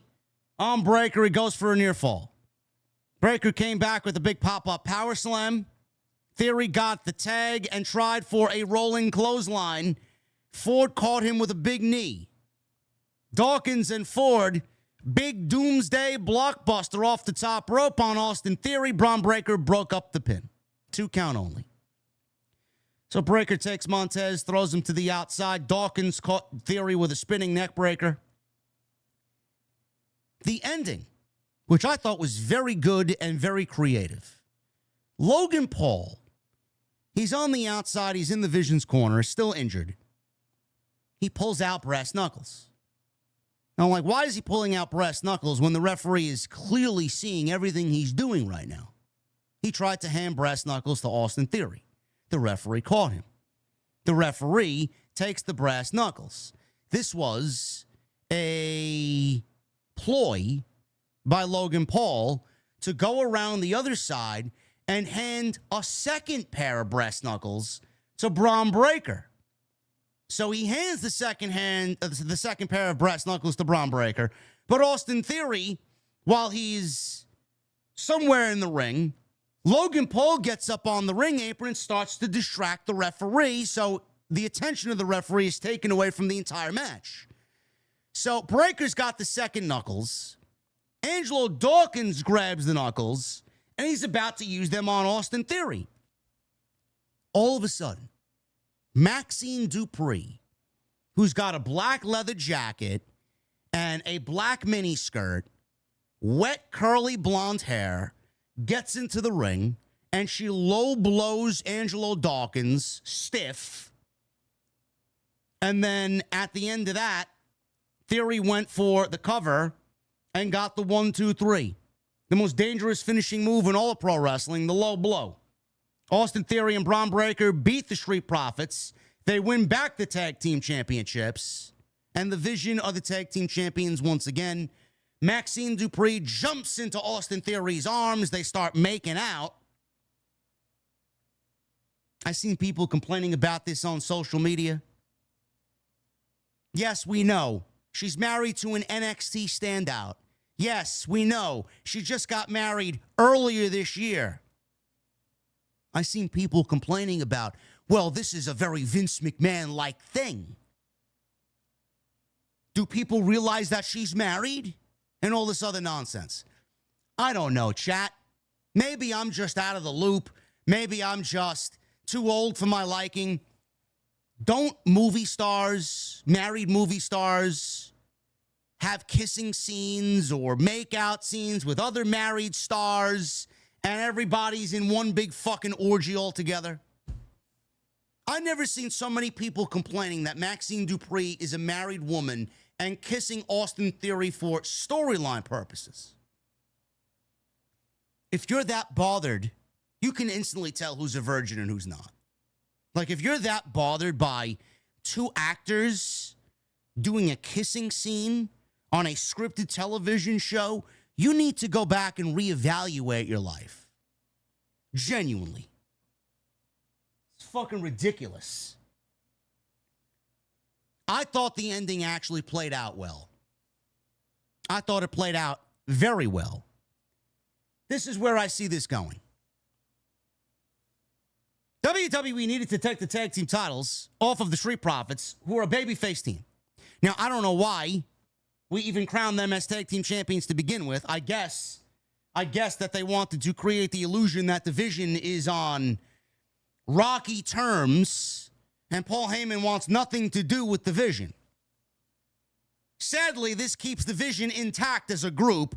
I want them to further the disbanding of the group after this week, but I guess we're not getting that. Danhausen He's going into Madison Square Garden. And he's wrestling J.D. McDonagh. Saturday night's main event at Madison Square Garden is looking like a deplorable effort by WWE. They got 2 matches announced. Danhausen versus J.D. McDonagh. I don't give a fuck how big Danhausen is in New York. That's not really what Saturday night's main event is about. And then Fatal Influence versus the Bellas. If you're stupid enough to pay for Saturday night's main event, you deserve everything that you're getting. Danhausen was on the phone with somebody on Friday, and he claimed that he's got backup. He claimed this to Zack Ryder, Matt Cardona. He claimed this to Matt Cardona, that he's got backup. He doesn't need Matt Cardona's help, but he's got backup. Matt Cardona, a Long Island guy, a New York guy. I got somebody in New York. He's from New York, and he's real. Now, I know a lot of people are insinuating that Jalen Brunson or a handful of New York Knicks will be involved in some way. Bro, I don't think the Knicks are going to be involved in ring, taking bumps. I don't know how that's all going to work out. They may be sitting front row. They may have some part in the show. They may be there as cheerleaders for Danhausen, but the way that I interpret that, I could be wrong, he used the word real. I don't think Danhausen is going to use the word real on a phone call with a mysterious individual. He's real, and he's from New York. I took that to be the return of Enzo Amore. I took that to be the return of Enzo and Cass. Real one. That's what he was going as on the indies. Real one. Enzo. It would shock me if they're not back on the road to SummerSlam. Sure, the Knicks are going to be there. But I think Enzo Amore is more of a possibility than him showing up at SummerSlam. And the reason why I said they needed to take the belts off of these Street Profits and put them on a heel team is because Enzo and Cass are probably going to come on in and win the fucking tag team titles. Can't do that against the Street Profits. It's better if they do that against a heel team in the Vision. I could absolutely see it. The realist in the room, how you doing? I mean, I'm just thinking out loud here. I could be wrong. It could be the New York Knicks, and maybe we're overthinking it, but WWE doesn't drop terms like that and then have the show take place at Madison Square Garden, yet we're hearing the rumors of Enzo and Cass, who are from New York. I mean, it just kind of all lines up. Got the Judgment Day, you got the Street Profits, you got the Vision, and then Enzo and Cass on Monday night. What do you think, Enzo and Cass are going to show up on Friday Night SmackDown? Give me a fucking break.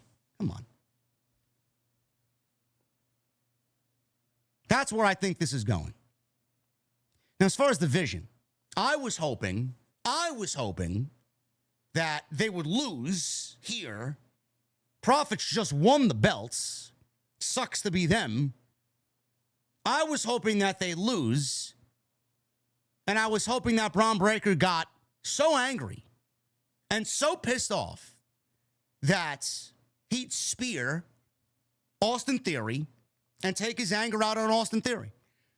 Making Bron Breakker a babyface, getting him away from this Vision poison, and getting him back on track to being the fucking unpredictable badass that they claim that he is. With Paul Heyman by his side, you would theoretically get Breakker out of the Vision, and Paul Heyman would go with Bron Breakker because that was the report by WrestleVotes, shout out to WrestleVotes, that they probably want to keep Paul Heyman with Bron Breakker, and I like that. I think that works out perfectly. Austin Theory, Logan Paul, and whatever else you want to do with the Maxine Dupri, I don't give a fuck. I really don't.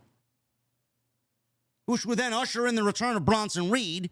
If you want to keep the Vision as the Vision, led by Logan Paul, make it his group. I think it even brings down Logan Paul, to be quite honest with you.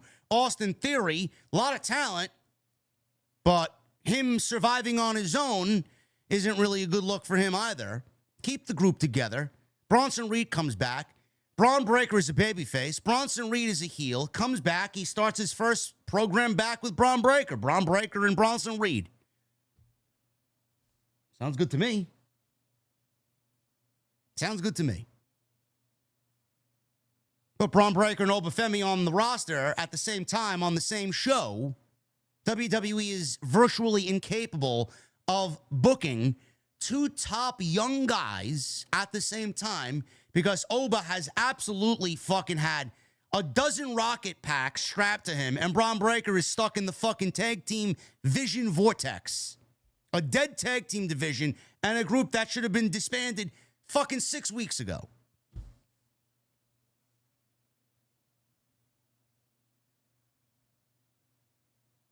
In the back, Paul Heyman approved this win. Austin Theory proved him wrong.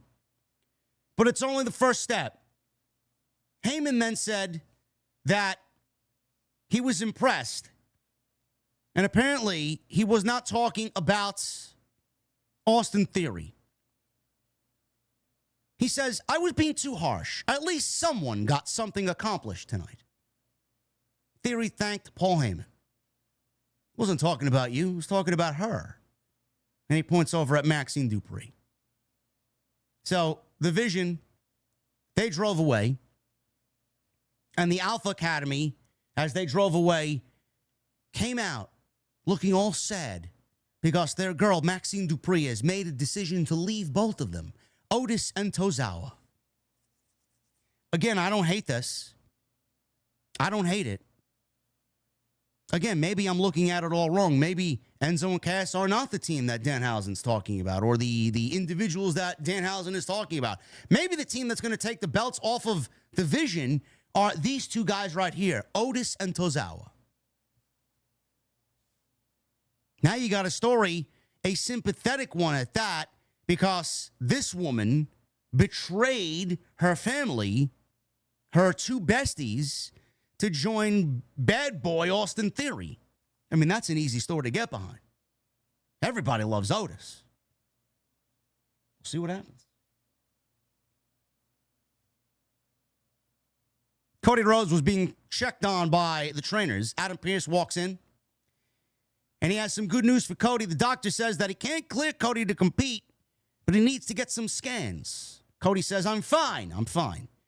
Pearce understands that Cody wants to fight, but the doctor says he's not cleared. My hands are tied. I can't go against the doctor's orders. So they send him to the hospital. Cody's going to the hospital to get some scans.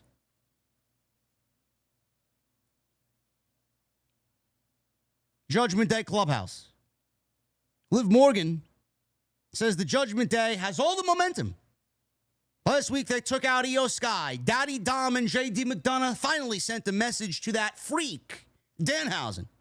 And Raquel Rodriguez put herself in position for a championship match. So tonight, the Judgment Day will do everything in their power to make sure that Raquel Rodriguez leaves Chicago as the new Women's Intercontinental Champion. Raquel says that she's not going to let this slip through her fingers. Tonight, she's going to rip that title off Sol Ruca's waist, and that title is as good as hers. No mas. Raquel Rodriguez was never going to win the IC title. Speaking of the IC title, next week on Raw, we have a number one contenders gauntlet match. Uh-oh. Triple H is dipping into the Tony Khan playbook here. A gauntlet match. Now, this gauntlet match is not the same way that Tony Khan does a gauntlet match. I actually prefer Tony Khan's gauntlet match. He kind of mixes like a mini Royal Rumble, some unpredictability with it, and he actually takes his time to give us a gauntlet match with a number one and number two entrants, and they have to fight for the right to earn that spot of being number one and number two, because in his gauntlet matches, the gauntlet match could end at any time. Now, there's supposed to be 21 They usually stop at around 11, 12, 13 people. But you want that early spot because you could theoretically end the match at any time before all the competitors come out. And it usually ends up that way. We never get a full 21. So I actually like the way he does it. We see a little bit too many gauntlet matches in AEW. We got another one coming up on Wednesday for the TBS title. Or no, not the TBS title. For the shot at Tekla, Jesse. And the shot at Tekla at the next pay-per-view. We got a gauntlet match next week. We got Ethan Page, Rusev, Dominic Mysterio, Javon Evans, Joe Hendry, Dragon Lee, and Chad Gable. Gauntlet match, number one contender. Winner will battle Penta at SummerSlam for the Intercontinental Championship. If Chad Gable doesn't win this match, I will be fucking pissed. This is a slam motherfucking dunk. Like on a fucking Fleer NBA rookie card, 1993, Shaquille O'Neal. Slam fucking dunk. Don't fuck this up. I'd actually have Gable go the entire distance. Create that babyface Kofi moment. Jackie Redmond's backstage with Penta. What are your thoughts on the gauntlet match? He's very excited for the gauntlet match, especially with guys like Joe Hendry and Dragon Lee in it. Ethan Page and Rusev join the conversation. Penta, he's there. He failed to mention their names, but there's one name he won't get to mention, and that's Rey Mysterio. After his match with Page, Rey Mysterio found out himself that he won't be in the gauntlet match, and he's on the shelf. Dragon Lee says that Page and Rusev better be careful with what they say about Rey Mysterio. Rusev says that Lee better start learning English before he crushes him too, just like he did Mysterio. Chad Gable joins in. Gable asks Rusev if they have a problem here. Page tells Rusev that, don't worry, he'll get to his favorite part of the job. Let's go negotiate with Adam Pearce to have a tag team match with Gable and Dragon Lee later tonight. Penta then tells Chad Gable and Dragon Lee to go out there with Cero Miedo. Zero fear. Chad Gable is winning the gauntlet match, and that is the only winner that I care for. Javon Evans is not winning it. Joe Hendry's not winning it. No. Give me a break. Give me a fucking break. Nonsense. Speaking of the IC title. Shaq was 1992 draft. Fine. A 1994 Fleer card. Sorry, Unk. Sol Ruca. She defends against Raquel Rodriguez. This is for the Women's Intercontinental Championship. Again, not bad.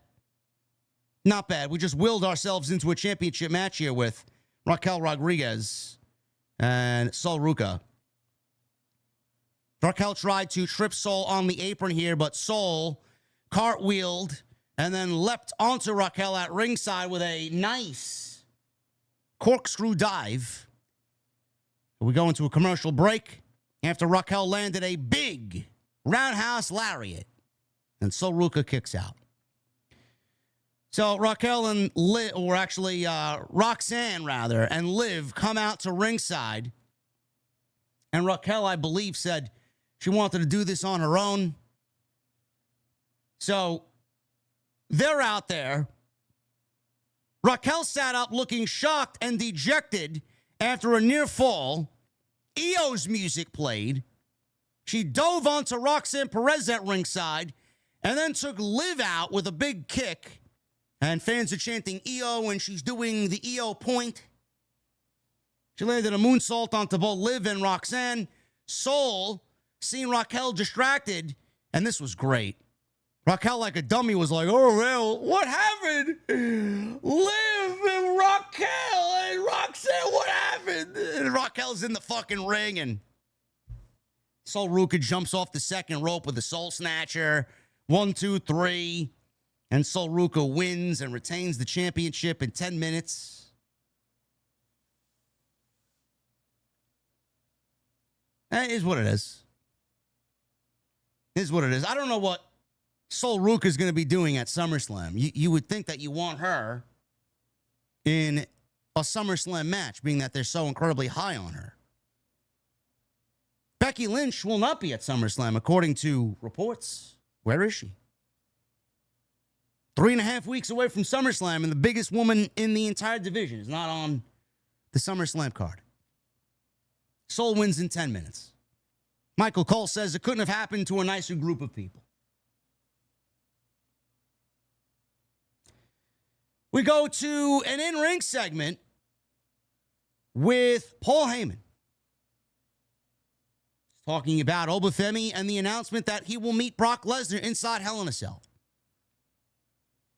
Ladies and gentlemen, my name is Paul Heyman. I serve as the advocate for the greatest combat fighter in history, Brock Lesnar. I came out tonight to talk about Oba Femi, just in case you didn't know how to pronounce his name. Oba Femi came into WWE like he owns the joint, which he doesn't. I mean, he saunters down the aisle like he's King Schlong until he got punted by a beast in the Little Femis, and that hurt more than almost anything Oba has ever experienced. It waters up my eyes and forces everything to crawl up your belly. Your knees go together. Your voice gets a little higher. And the bad news for Oba Femi is that it's nothing. Nothing compared to the pain he's going to suffer inside Hell in a Cell. Oba Femi has inspired Brock Lesnar. Oba Femi has compelled the beast to emerge from Brock Lesnar. Oba Femi has motivated Brock Lesnar. Oba Femi has made the biggest mistake of his life by accepting the challenge of Brock Lesnar. You're not coming out of Hell in a Cell, Oba. There's no way and no how. Brock Lesnar will destroy Oba Femi inside Hell in a Cell. He flips the microphone. He throws the microphone away. Oba Femi comes on out. He does the whole deal.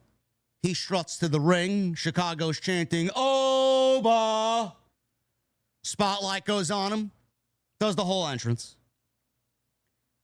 Paul, you love to talk so much, don't you? That is why I came out here. So you won't be lonely. Let me give you a face you can actually talk to. I think you learned last week, talk shit, get hit. But I'll talk facts, and I'll state for the record, you know why I'm valuable? I'm valuable because I prevent people from making bad mistakes. You made a bad mistake. Not at WrestleMania. At WrestleMania, you accomplished something, Oba. I got to give you a ton of credit for that. You proved to the entire world that Brock Lesnar is beatable. But then in Italy, Brock Lesnar proved that Oba Femi is beatable. So now comes the trilogy match, and we find out which one of you is going to go on and be that unbeatable superstar. So let's examine who's stepping into Hell in a Cell. You're not stepping into Hell in a Cell with just anybody. You're stepping into Hell in a Cell with Brock Lesnar. Brock Lesnar was the reigning, defending, undisputed UFC heavyweight champion of the world. There's no one that fights in a cage like Brock Lesnar. Brock Lesnar destroyed The Undertaker inside Hell in a Cell. Hell in a Cell was invented by The Undertaker.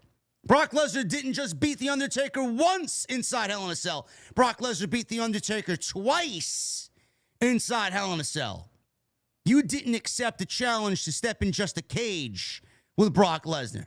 You didn't accept the challenge for a cell. That cell is the Brocktagon. And in that Brocktagon, Brock Lesnar is the bringer of pain. He's the beast you cannot beat. He's the mountain you, Oba Femi, cannot climb. Only one man will leave SummerSlam. Only one man will leave Hell in a Cell with that reputation intact. That he is truly the unbeatable superstar in WWE, and that man is not a man at all. He is a beast. And his name is Brock Lesnar.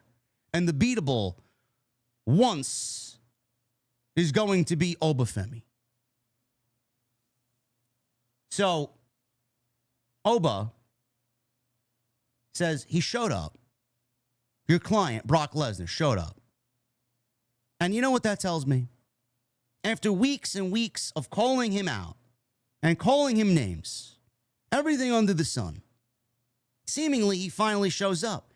And that tells me that every word that I said to him got to him. Every single thing got under his skin. And he can pretend like he doesn't watch the show. The fact that he shows up tells me that Brock Lesnar absolutely watches the show. But you're out here doing damage control and tell me about how Brock Lesnar is great. And you keep writing all these checks that Brock Lesnar probably can't even cash because that's what you are, Paul. You've been reduced. You're less than an advocate. You're just a mouth. And that's the thing about a mouth. Mouths need to be fed. But how can we feed if you have no head? He basically wants to decapitate Paul Heyman. That's why you're really out here telling everybody how great Brock Lesnar is, preaching about his accolades, telling us about Randy Couture and The Undertaker, when neither of these men are Oba Femi.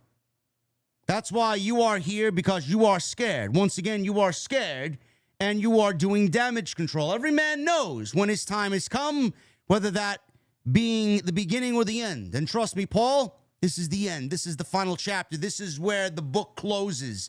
This is Oba Femi versus Brock Lesnar inside Hell in a Cell. And what bigger stage than SummerSlam? Minneapolis, in front of his friends, in front of his family, in front of his wife. I'll beat him in front of his children because he's been the single thing that has stood between me and destiny, me and salvation. And I learned a very valuable lesson now. You have to walk through hell in order to get to heaven. So basically, he used the Shawn Michaels line on The Undertaker at WrestleMania 25. So tell your client, I will see him in hell. Again, a good segment. They sold this. They didn't really even need to go as much as they did. I was already sold on it just being Hell in a Cell with Brock and Oba. But that's what Paul Heyman does. He sells me on big matches. He sells you on big matches. And Oba just kind of was that cherry on top. All I will say is that this is going to need to go more than 6 minutes. They went 4 minutes and 45 seconds at WrestleMania. They went 6 minutes at Backlash. They need to go more. Or when was it? It was Clash in Italy. They're going to need to go more than 6 minutes. Jackie Redmond had a backstage interview with Sami Zayn. Jackie informed Sami that Cody can no longer compete tonight. Sami smiled. He was all smiles. Is he really out? Sami says, oh man, that's terrible. That's terrible. Cody and him have their differences, but at the end of the day, he's a good guy. Some might even say the last good guy. But he doesn't wish ill will on Cody, let alone anybody. Sami was really looking forward to testing himself against the QB1. Maybe it wasn't meant to be. Sami says this is a night that's felt cursed from the very beginning. He never understood why he had to defend his title on Raw, so let's just wait for SmackDown and figure this out on Friday and see where the landscape looks then. Adam Pearce joins the convo. Pearce reminds Sami that they're in Chicago. He promised his fans in Chicago a championship match, and that's exactly what everyone's going to get. Adam Pearce will worry about Cody Rhodes. Pearce tells Sami, go prepare like he's defending the title because he is in the main event, and that is official. If you didn't know it was CM Punk at that point, then I don't know what to tell you. Fans were legitimately chanting CM Punk in the background. We saw footage of El Grande Americano attending the World Cup, supporting Mexico. I watched that Mexico game against England. Oh, my goodness, bro. I watched from beginning to end. I don't even watch soccer. I watched against England, man. Oh, what a game that was. What a game that was. I don't know how Mexico didn't score. They were down a man, England. They were down a man, man. Their defense was fucking incredible. How Mexico didn't score legitimately in the last 30 minutes, 35, I don't know. I don't know. I was pulling for Mexico, bro. I was pulling for Mexico. Anyway, Chad Gable and Dragon Lee. Tag team match here against Ethan Page and Rusev. Yeah, man, I'm going with Norway, man. Norway, just based off their fucking their row, I'm going Norway, bro. I'm going with Norway as the sentimental JD favorite. I don't know how. Listen, man, I don't know a fucking thing about soccer, but I know a fucking unstoppable force if I ever see one, man. Holland on Norway, bro. That's the guy right there. That's the guy right there. I don't know how you're going to stop him. What a fucking game he had. Holy shit. I watched that game too.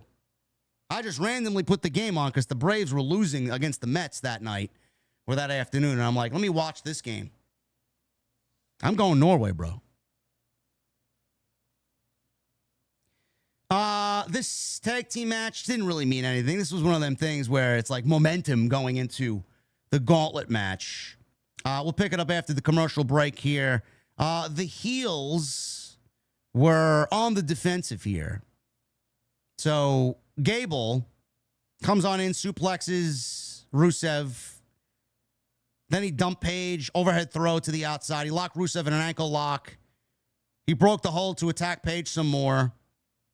They dropped to the floor. Gable launched Lee over the top onto both guys, and we go into a commercial. So, Rusev, he takes Gable, short arm clotheslines. Gable fights his way out of the heel corner. Rusev caught him before he could leap to make the tag to Dragon Lee. Gable takes out Rusev with a DDT. He eventually creates enough separation to go tag Dragon Lee, and Dragon Lee gets the hot tag. Hits Rusev with a sliding dropkick, caught Page with a big tornado DDT. Dragon Lee, he hung Page up in the turnbuckles. He comes off top with a double foot stomp. Rusev got the tag again. He and Page go for a double team suplex. Gable makes a save, hits Ethan Page with an angle slam. Rusev caught Gable with a super kick. Dragon Lee caught Rusev with a German. He went to go dive on Rusev, but planted him with a Uranage. Rusev hits a super kick, locked in the accolade, and Dragon Lee immediately tapped. I'm assuming the heels will not win the gauntlet match. Neither Rusev or Page will win the gauntlet match. After the match, Rusev refused to release the hold. Gable tried to break it up. Page jumped Gable. Rusev locked Gable on the accolade. Joe Hendry ran in to make the save. Hendry got overwhelmed here, 2-on-1. And he gets put in the accolade as well. Joe Hendry is nothing more than a fucking jobber. He's a jobber. Hooligan says Mexico at 67% possession and 20 shots. Bro, I don't know how they didn't score. That's what I said. I don't know how. England's defense was fucking great. And they were down a man because somebody got red carded. I was pulling for Mexico for my guy Sal Rex. They didn't win, though. USA lost, I'm assuming, huh? They lost to Belgium? I didn't look.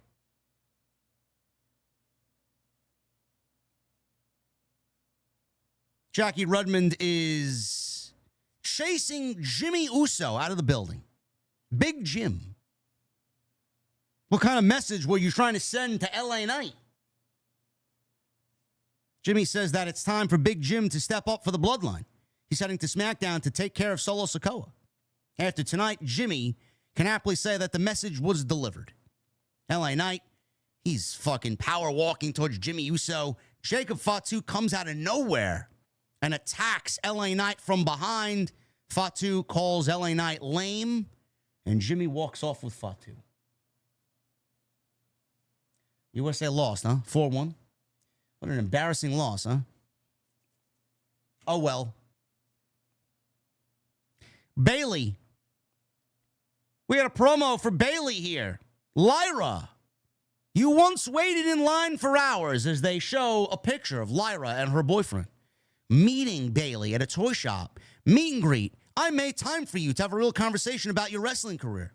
And maybe that never meant anything to you, but to me, that's the foundation of where my respect began for you, where my trust in you truly began.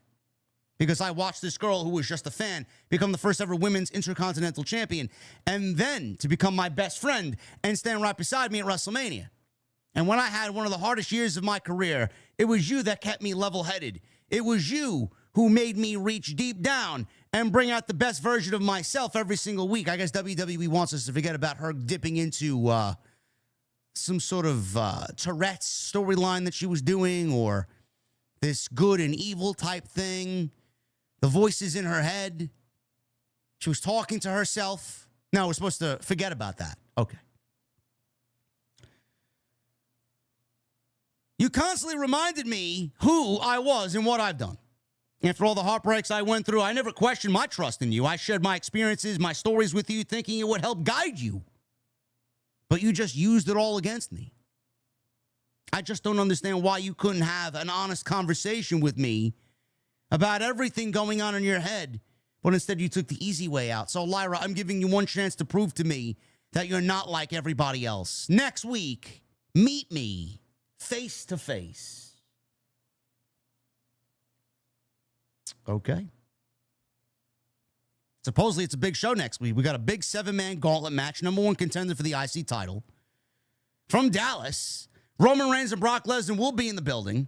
Io Sky takes on Roxanne Perez. And then, like I said, the gauntlet match. And then Bayley will meet Lyra face-to-face. That gauntlet match is the obligatory, let's eat up a full hour of the show so we don't have to do anything else. Nick Aldis walks up to Adam Pearce in the backstage. Nick is on administrative leave. I guess he's still on leave. If he's on administrative leave, what is he doing there? Seriously, what is he doing there? I thought he was back. He's on the show. I thought his administrative leave was over. So if he's on administrative leave, how is he making decisions? So the fact that he made a phone call, see, this is where the loophole happens creatively. He's on administrative leave, says Adam Pearce, but he made a phone call to find a replacement for the main event when he doesn't have the power to do so because he's on administrative leave. Sami has every argument in the book to get a rematch. Sami Zayn will be in the SummerSlam main event with CM Punk and Cody Rhodes. That's a funny way of saying thank you. While Adam Pearce was leaving voicemails, Nick placed a successful phone call that secured a suitable replacement for Cody in the main event. And that superstar is in the building. So the only thing left for Nick to say is you're welcome.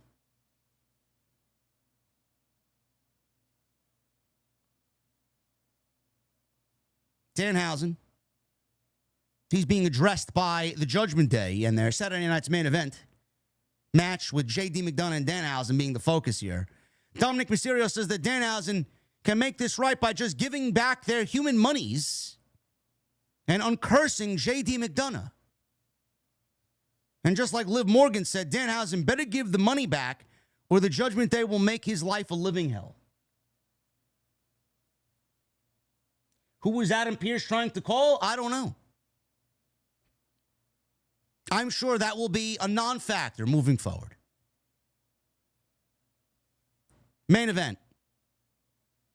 Sami Zayn and CM Punk WWE Championship match, 20 minutes with 3 commercial breaks.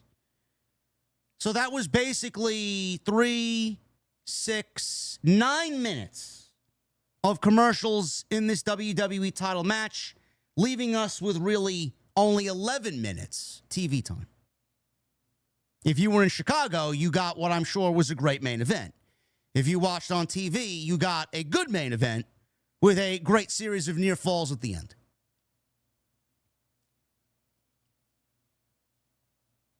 So like I said in the beginning, this was supposed to be Cody. It ended up being Punk. I don't want to repeat myself, but I will say, Sami Zayn was never long for this world for the WWE title. You cannot have Cody win the title back from Sami Zayn. It would result in this administration absolutely being bombarded with negativity, and that's something that they don't want, nor do they need. They never wanted Sami to be a long-term WWE champion. Triple H books in moments. He booked a moment. He didn't give a fuck what happened coming out of that. He was always going to take the belt off Sami Zayn. But he can't have a SummerSlam main event with Sami Zayn going into the main event of SummerSlam. It's not marquee enough for WWE. Does Sami wrestle like a world champion? Absolutely. I'd put him next to anybody in the business. But Sami Zayn on a marquee for a WWE show like SummerSlam is not going to generate ticket sales. It's not going to make people jump out of their chair to go buy tickets to watch SummerSlam. Cody and Punk could have happened on SummerSlam. That would have been more than enough to buy a ticket to the show, but it's not big enough. It's not TKO enough for Ari Emanuel and Nick Khan. So he booked a moment, realizing and knowing that he had to book himself out of that moment. And instead of doing Cody, which would have resulted in negativity, he booked CM Punk, which would result in positivity because we are pro-Punk, and we are not pro-Cody. And that is the majority of the fan base. The paying customer wants to fucking, whoa! And they want to bow to the American Nightmare, and the fucking kids want to come dressed in his fucking overcoat.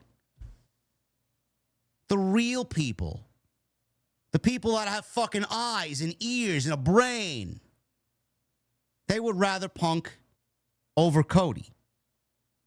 This would have resulted in a disaster creatively for Triple H if he put Cody in that situation. He knows it. Cody knows it. Punk knows it. CM Punk was the recipient of bad booking. How do we get out of this situation? Can't do Cody. Let's do Punk. Let's get to the same result, but let's do Punk and not Cody. Sami's going to be there. But it's going to be Punk defending the title versus Cody, who's owed a match, and then Sami Zayn. Sami Zayn, who's going to lobby to whoever the GM is. He defended the title, SmackDown title, on a show that's not his show. Why? A match made, by the way, by the SmackDown GM, who, actually, it was made by Adam Pearce, who's the Raw GM, but Nick Aldis, who's on administrative leave and should not be doing any general manager duties, he made the phone call. Sami Zayn has every fucking possible route back to a championship match. He will be there. So Triple H basically saved Cody Rhodes from sheer disaster by using CM Punk as a shield, took the belt off Sami Zayn, and still has Sami Zayn slotted for a main event match at SummerSlam, just not as the WWE Champion. This was a great match. As expected as it would. Chicago is fucking one of the best cities in the world for a match of this magnitude. Punk looks big, he looks buff, he looks fucking he looks a lot bigger than he was at WrestleMania. So the pictures are real. The pictures you've seen floating around on social media, they are real. Punk is in incredible shape. Good for him. Mr. No Days Off. All because he took 3 months off doesn't mean that he skimped and took a vacation. Shoulder blocks took Sami down. Punk backed Zayn into the corner. Knife edge chops. Zayn then backed Punk into another corner. Shoulder blocks. Went up for the middle rope. Obligatory 10 punches spot. Punk then pulled Zayn out of the corner and gave him a reverse atomic drop. Punk, he takes Zayn out to the floor. Suicide dive through the ropes. We go into our first commercial break. Zayn, back from the commercial break, big elbows into Punk. Zayn drove a big knee into Punk's face. Comes off the middle rope, double axe handle, goes for a quick cover, near fall. Sami slows things down with the fundamental obligatory chin lock. Punk gets out of the chin lock, big clotheslines. Punk hits a leg lariat, running knee in the corner. He tried for his signature bulldog. Zayn escaped. Punk instead hits a neck breaker coming out of the corner, near fall. He went for a GTS. Sami escaped, went for a Blue Thunder Bomb attempt. Punk escapes with elbows, hits a clothesline. He goes for a cover, he gets a 2 count. So Punk goes to the top rope. Zayn catches Punk climbing, crotches him. Superplex off the top. Both guys are down. We go into another commercial. Come back from the commercial. Both guys are on their knees. We got the obligatory boo and yeah spot. Punk gets the upper hand. He went for a GTS. Zayn escaped. Zayn went for the Blue Thunder Bomb. Punk caught him with a big kick, escaped. Punk caught Zayn with a big knee in the corner, went for the Bulldog, but Zayn got Punk up for the Blue Thunder Bomb. Nailed it. Near fall. Zayn went for the Exploder. Punk fought out with some knees. He hits the Bulldog out of the corner. Drops the big macho elbow off the top. He went for a cover. Zayn kicked out. He then transitioned quickly as he saw a quick opening. Anaconda Vice. This is where Sami was not moving and in the center of the ring. I'm legitimately yelling at my TV, rake the eyes! Rake the eyes! He's trying to get out of it. He's trying to weasel himself out of it. Bro, Sami had one arm free, and I was yelling, rake the eyes. Poke the eyes out. He tried to, I don't know what he was trying to go for. He's trying to get a fucking head scissor or a Koji clutch. I don't know what he was going for. Rake the fucking eyes. He tried to counter. He couldn't counter. Punk eventually releases the hold. He wanted a sharpshooter. Sami escaped.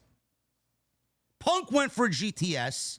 Zayn rolled him up in the same way he beat Cody at Night of Champions. Punk kicked out. Zayn escaped another GTS from Punk. He delivered one of his own. Great near fall. So both guys are out. Punk is stumbling in the corner. Zayn comes in with a haluva kick. Punk caught Zayn with an Explorer in the corner. Punk went for the haluva kick. But Zayn caught him. Hits another GTS. Blue Thunder Bomb. Punk kicked out at a 2 and fucking 99999 tenths. Zayn starts slapping Punk. He's like, I'm the champion now. Headbutts him. I'm the champion now. This is my title. Punk gets to his feet. This is angering Punk more than anything. He finally starts throwing punches and chops. Zayn hits another running knee in the corner. He dodged the haluva kick. And Zayn, he's in the corner. I don't know if there was a botch here, but there was a little colliding of Zayn and Punk that didn't look like it was natural. So he dodged the haluva kick, and he hit Zayn with a haluva kick of his own. Sami's reeling. Picks Sami up. GTS, 1, 2, 3. Crowd goes ballistic. CM Punk wins. Pins Sami Zayn and wins the WWE Championship. 8th world title for Punk in WWE. Sami's reign ends in 9 days. Michael Cole said, this is the shortest reign in 5 years. Punk is looking into the camera. He tells AJ that he'll be home in 20 minutes. Lucky him.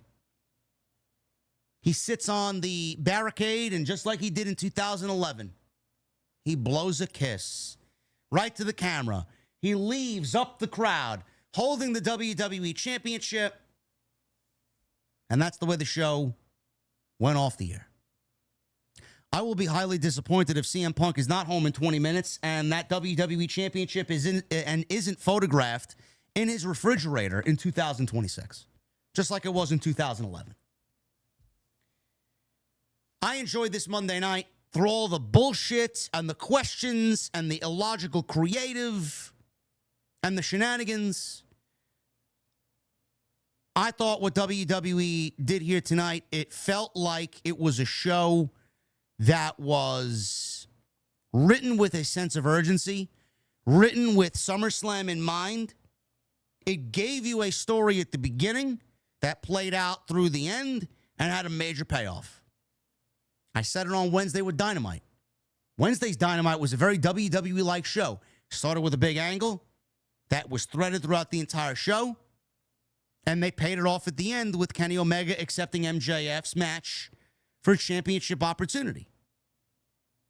Monday Night Raw did the same thing. Big angle at the start. Cody Rhodes getting written out of the match. Show-long storyline finding a replacement, and ended up being Mr. Chicago himself, predictable, in CM Punk with a major match, great main event, and a title change. I like those types of shows. When you can set something up in the beginning, set the tone early, and have it threaded throughout the entire show, I love those types of shows. Simple. It's a simple formula. I know they're not going to do that every week, but those are the best shows. I thought this was a top 3 episode of Monday Night Raw, and that is setting a low bar because most of these shows are boring. Most of these shows don't really offer anything exciting. There's nothing to really sink your teeth into. CM Punk automatically injects life into whatever he's doing. You cannot hate that this man is back. But this man is back and saved Triple H's asshole. No matter who was thinking about putting the title back on Cody, they couldn't put the title back on Cody because it would have resulted in catastrophic fucking failure. It would have been a sea of negativity that this administration certainly doesn't need right now. CM Punk, they played out everything they wanted to do and went with the lesser of two evils here. Putting the title on Cody would have resulted in a sheer sea of negativity towards Triple H. Putting it on CM Punk, he looks like the good guy. Because we love Punk and we're bored with Cody. And like I said in the beginning, if this doesn't start the wheels turning to get Cody heel, I don't know what the fuck we're doing. Cody doesn't need the title. He doesn't need to work back to the title. He doesn't need the title. He needs to be heel. Punk and Cody on the same brand now cannot coexist as the two top baby faces. One has to be heel, and that's not CM Punk. It needs to be Cody Rhodes. Thank you guys for a great stream. I hope you guys enjoyed what we did tonight. We hit 1,100 likes.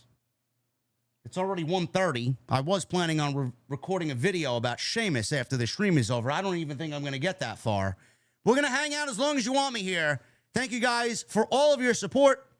If you want to hang out, get those super chats in. We're going to hang out in just a second. Follow me on social media at JD from NY206. Twitter, Instagram, TikTok, and Cameo. Hit that subscribe button down below. Turn on the bell for all notifications. Tuesday's going to be a big night. Tuesday Night Titans. Jason and I will cover all of this and Sheamus on TNT. I will be live with Jonathan Coachman. 2 count, 11:30. That is going to be a great show as well. So tune in there on BTT Studios. Working with the coach on Tuesday mornings. Hit that thumbs up. We got 1,100 likes. I'd love to see... Let's set the new goal at 1,250. Let's try for 1,250 likes. And like I said, super chats are open. We're going to be giving away some stuff, man. You guys are going to enter yourselves into a nice little spinning of the wheel situation on Friday SmackDown. We're going to do this every stream. If you guys want to partake, every $10 super chat or above is going to buy your way onto a wheel. We do this on BTT Studios with 2 Count. Coach and Bro does it. We're going to do it over here, too. I got a ton of merchandise that I'm just sitting on and I want to give away to people. So for all my Super Chats and my donations, if you guys want to get on in, $10 or more, we'll buy you a spot on the wheel. We're going to send out some beautiful-looking baseball bat beer mugs for the summer and some off-the-script hats. I want to get rid of them. So everybody that's donated tonight will be included on the wheel. And you will see that happen live on Friday, and we're gonna conduct that every week until we get rid of this stuff. So make sure you guys go and do that. I appreciate all the support so far tonight. Let's get into it. I'm gonna start at the top. I'm assuming Michael Krause. Indeed, $2 super chat. JD, OTS, all gas, no brakes with it. Let's go. Yeah. Thank you, Michael Krause. Joseph Tell with an $8 super chat. JD, your top 3 Sheamus matches. And were you a fan of Evolution back in the day? I was. I loved Evolution. I thought Evolution was great. I love their theme music as well. Top 3 Sheamus matches. It's got to be that triple threat match with Gunther and Drew McIntyre at Clash in the Castle. Or Clash at the Castle. Whatever it was. That was a great match.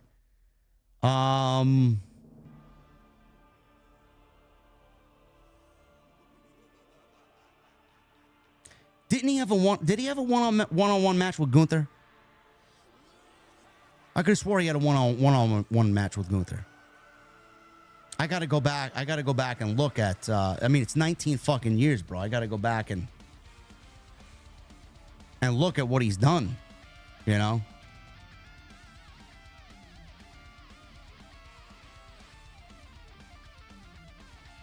Yeah, we'll get back to you on that one. That triple threat match though with who did he write? It was Gunther at Clash in the Castle, and then the triple threat match at Mania, right? Yeah. Yeah, those 2 matches tops. Nothing tops those. A third, take your choice. Yeah. Best in the world, Matt. You're buying yourself a spot on the wheel twice. JD, here's some money that I would have spent on a ticket for tonight's Raw in Chicago. TKO doesn't deserve it. So my question as a fellow gamer, what are your thoughts on Sony ending physical discs in 2028? I hate it. They've gotten so much backlash they haven't tweeted in 5 days. That's the longest they've ever not tweeted. They've also changed their background from all Grand Theft Auto 6 themed back to original Sony blue. They're getting a lot of heat for it, and rightfully so. And they could fucking suck my dick for riding with Marathon and not giving more to keeping Destiny alive. So they're already on my shit list to begin with.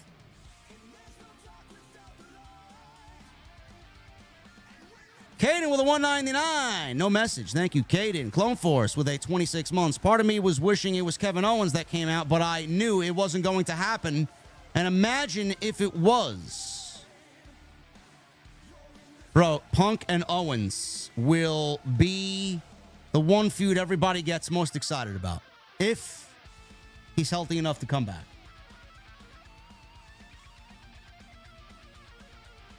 Main event Crowley with a 44 months. Are you going to talk about Sheamus leaving on TNT? I'm upset he never won the IC title. And now we're never going to get it. I'm going to do it on TNT. I'm going to do it on 2 Count. And I'm going to do a video on it on my own. Away from both shows. That's going to be live tomorrow. So check the sub boxes. It'll be there. And we'll be doing a video on that. Thank you, Main Event Crowley. Captain Solo, 60 months. Thanks for coming, Sammy. Back to the mid-card where you belong. I'll take a chicken over rice, side of falafel, and hot sauce on the side, bro. Come on, man. Sammy deserved more than 9 days. Mid-range with the $2.99. Punk is back. Business is about to pick up. Hashtag best in the world. He was missed. He was absolutely missed. Michelle with it, too. I love Punk, but Triple H booked for a moment yet again. He did. He did. Paul Troy with a $5 super chat. Sami Zayn, WWE World 7 Business Day Champion. This shit sucks.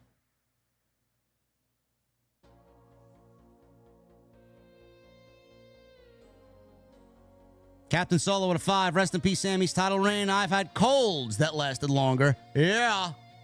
Thank you, Mr. Levesque. Finally a reason to watch SmackDown again.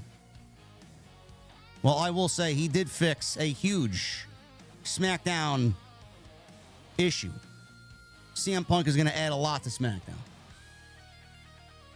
Eric Beltran with a $4.99. Another forced big money match brewing with Cody and Punk. They could have kept it organic, but this is a shitty way to getting that match.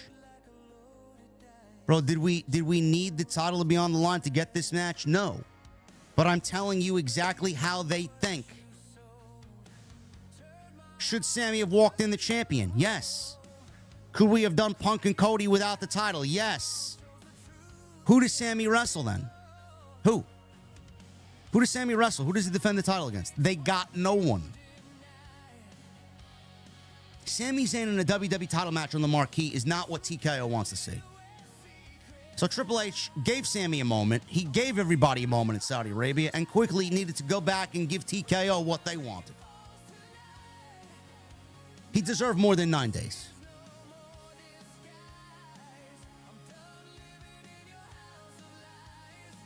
Mike Rizzo, the $5 super chat. Thank God that Sami lost. Now I can watch SmackDown again. Brother, you weren't watching SmackDown to begin with, bro. Sami's not the reason you're not watching SmackDown. 100%. Sami's not the reason why you're not watching SmackDown. Sami Zayn's the problem on SmackDown. A 3-hour SmackDown with Sami Zayn. Sami Zayn's the problem. I bet my life savings you're not watching SmackDown. It has nothing to do with Sami Zayn. S. Morrison. He buys himself 2 spots on the wheel. Oba won King of the Ring, forfeits his title match to ultimately get Brock at SummerSlam. Cody lost his title to Sami to ultimately get his match with Punk. Rollins lost his King of the Ring match to ultimately get a title match with Roman. What the fuck is this booking? Yeah. Dad, I'm supposed to sit, zip my mouth, and not criticize the product. Okay. Honored one with 30 months. Summer off. Punk is back. 434 day plus reign. I'm down.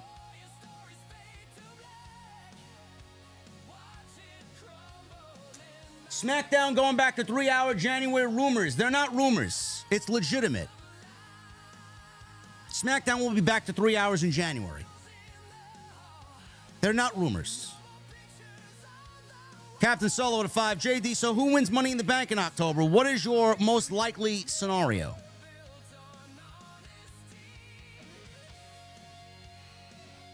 I could see Cody winning Money in the Bank. I could see Cody winning Money in the Bank. Cody's not winning the title back. I could see them do Money in the Bank, Cody.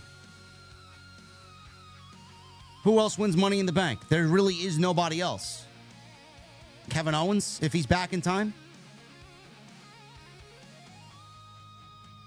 I don't know. There's legitimately nobody. Lauren with a 2. Punk is great, but the title against Cody, for what? Exactly the reason I said earlier. Smartest Mark alive with a $10 super chat coming to us from Australia, mate. In 2 weeks, WWE just told us the title means fuck all. Oba can win a number 1 contender tournament and say fuck the title. CM Punk can get a phone call from the couch and get a title shot. Yes. Absolutely. Sami versus Johnny Gargano at SummerSlam? Bro, Johnny Gargano will never be out of a coma. I doubt there's a payoff there. NGP with a $10 super chat. He buys himself on a wheel. or on the wheel. Thank you, both of you guys. Smartest Mark finds himself, and then NGP finds himself on the wheel Friday. I thought the decision to put the title on CM Punk right now was corny. We all know what the main event for SummerSlam will be. Should have been non-title, like you said. Disrespectful 10 years for 9 days. 10 years, 13 years he was in WWE. Spent 3 years in NXT. Smartest Mark, alive at a 5. What do the Street Profits need to do to get a legit title run? With this division as dead as a Blockbuster store, they still can't get a legit run. Bro, they need to have a division first. The only opponents they had were the Vision. Their only opponents were the Vision, and their only match to lose the titles were against the Vision. Captain Solo. He buys himself 10 spots on the wheel with a $100 super chat. Captain Solo, thank you, brother. Lauren with a $2 super chat. Do you see Randy getting involved at SummerSlam? Lauren, I'm done with Randy. I love Randy. I'm done booking for Randy Orton. M. James with a 5. I'll never not be a Punk fan, but this seems like he did something he once hated. He tonight played the role of 2013 Rock, and Sami was 2013 Punk.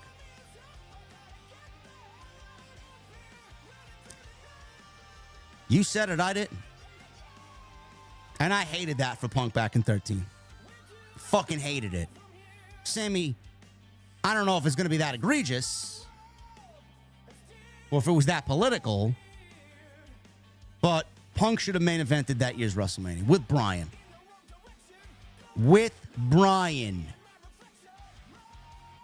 Zero Kaiba with 50 months. Love Punk, but gotta be honest, not a fan of Sami losing the title in a week. I don't really care about his haters. He deserves better. I agree. Should have got more than 9 days. Troy Brown with 10. He buys himself a spot on the wheel. I'm not mad at the matches and potential matches we will be getting at SummerSlam, but how we're getting there is sloppy as hell. And can we please get a Montez solo run now?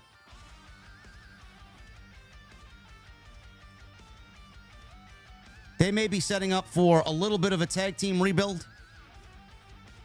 Is what I'm guessing.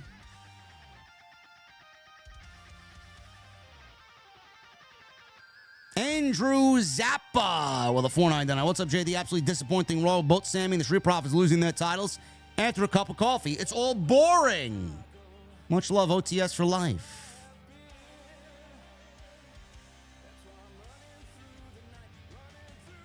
Boss Mo Jackson with a $4.99. I'm a little annoyed, but I'm not surprised. Sami should have kept the title longer. It's like the situation with Christian years ago. He deserves better.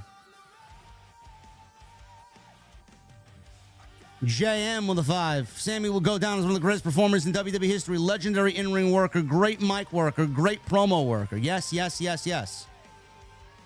Without Sami Zayn, the Bloodline isn't where it is today. Factual. The only reason why the Bloodline storyline succeeded as much as it did is because of Sami Zayn. Factual.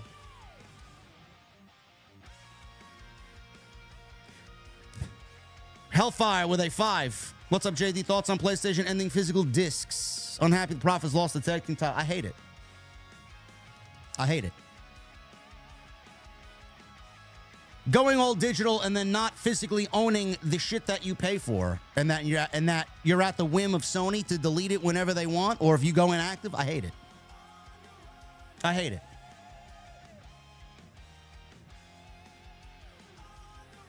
People want to pay to own something. They want physical ownership of what they pay for. You cannot slight people for being upset at this. If I collected games, I would be upset. I don't collect video games like I know some people do. That's a great fucking hobby. A great hobby.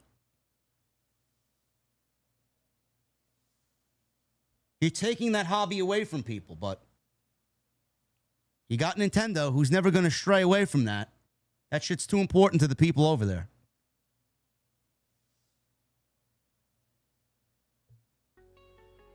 Jinx with the 2 months. It's nice to see Punk get the title, but not like this, man. Fuck, they did Sami so bad.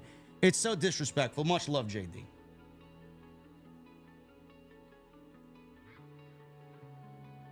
Hey, listen, man, I agree. I gave you every reason that I had for what they did. Every reason. Sami deserved more than 9 days. Mike Evil, 199. Everyone gets title shots except the winner of the King of the Ring, yeah? That's why I said it. That's why I ranted about it. Tone VC. Scott comes in with a $10 super chat. He buys himself a spot on the wheel Friday. Thank you, Tone VC. Gregory Cruz buys himself 2 spots. CM Punk he's getting some, and winning a chip in the same day is a hell of a day. Yeah. Thank you, Gregory, with the 20. You buy yourself 2 spots. He was home in 20 minutes. Andrew Cool with 199. It sucks that WWE didn't give us a Sami and Roman interaction. He is the honorary Oos. That would have been very cool to see. Ali with 47 months. JD, how would you have booked a Cody Rhodes heel turn if he would face CM Punk? I don't know yet, bro. I'll get back to you on that. I don't know what that looks like. I really don't. All I know is that it needs to happen. I don't know how it happens, but it needs to happen. MGM Ballin with a $9.99. This is your warning shot.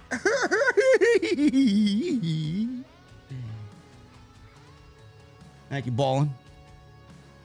Got yourself on the wheel, brother, with that $10 super chat. Hollywood Guy with a $5 super chat. So is Baron Corbin going to make his debut at SummerSlam, or is it Enzo Amore? And it's sad to hear about Sheamus. Corbin is on his way back, reportedly. I don't know when and where.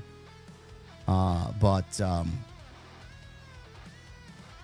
you would think that Enzo shows up in New York, being that he's a certified G and a bona fide stud, and you can't teach that. Bada bing, how you doing?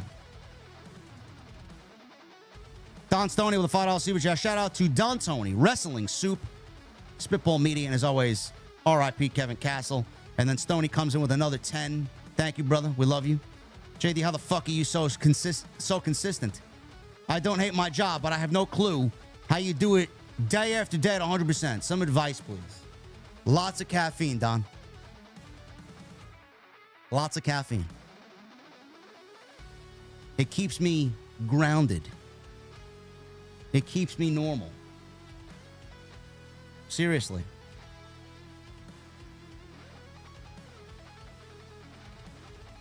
Brain Eater with a new membership. Thank you, Brain Eater. Harpreet, $6.99. Hey, JD, as long as you've been watching wrestling, do you think that the 2000s were the best decade ever? I'll argue that the 90s were mostly boring until 1996. Each period had its up and downs, bro.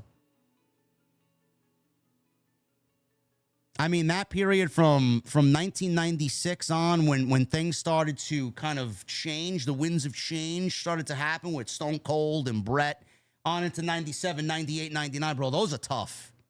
Those are tough to top, man. That, to me, is like the pinnacle, you know? I enjoyed the early 90s. It was just that, like, it was that 94, 95 era.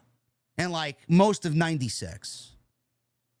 But as soon as Brett and Austin really got into it, that's when things really started to change the course.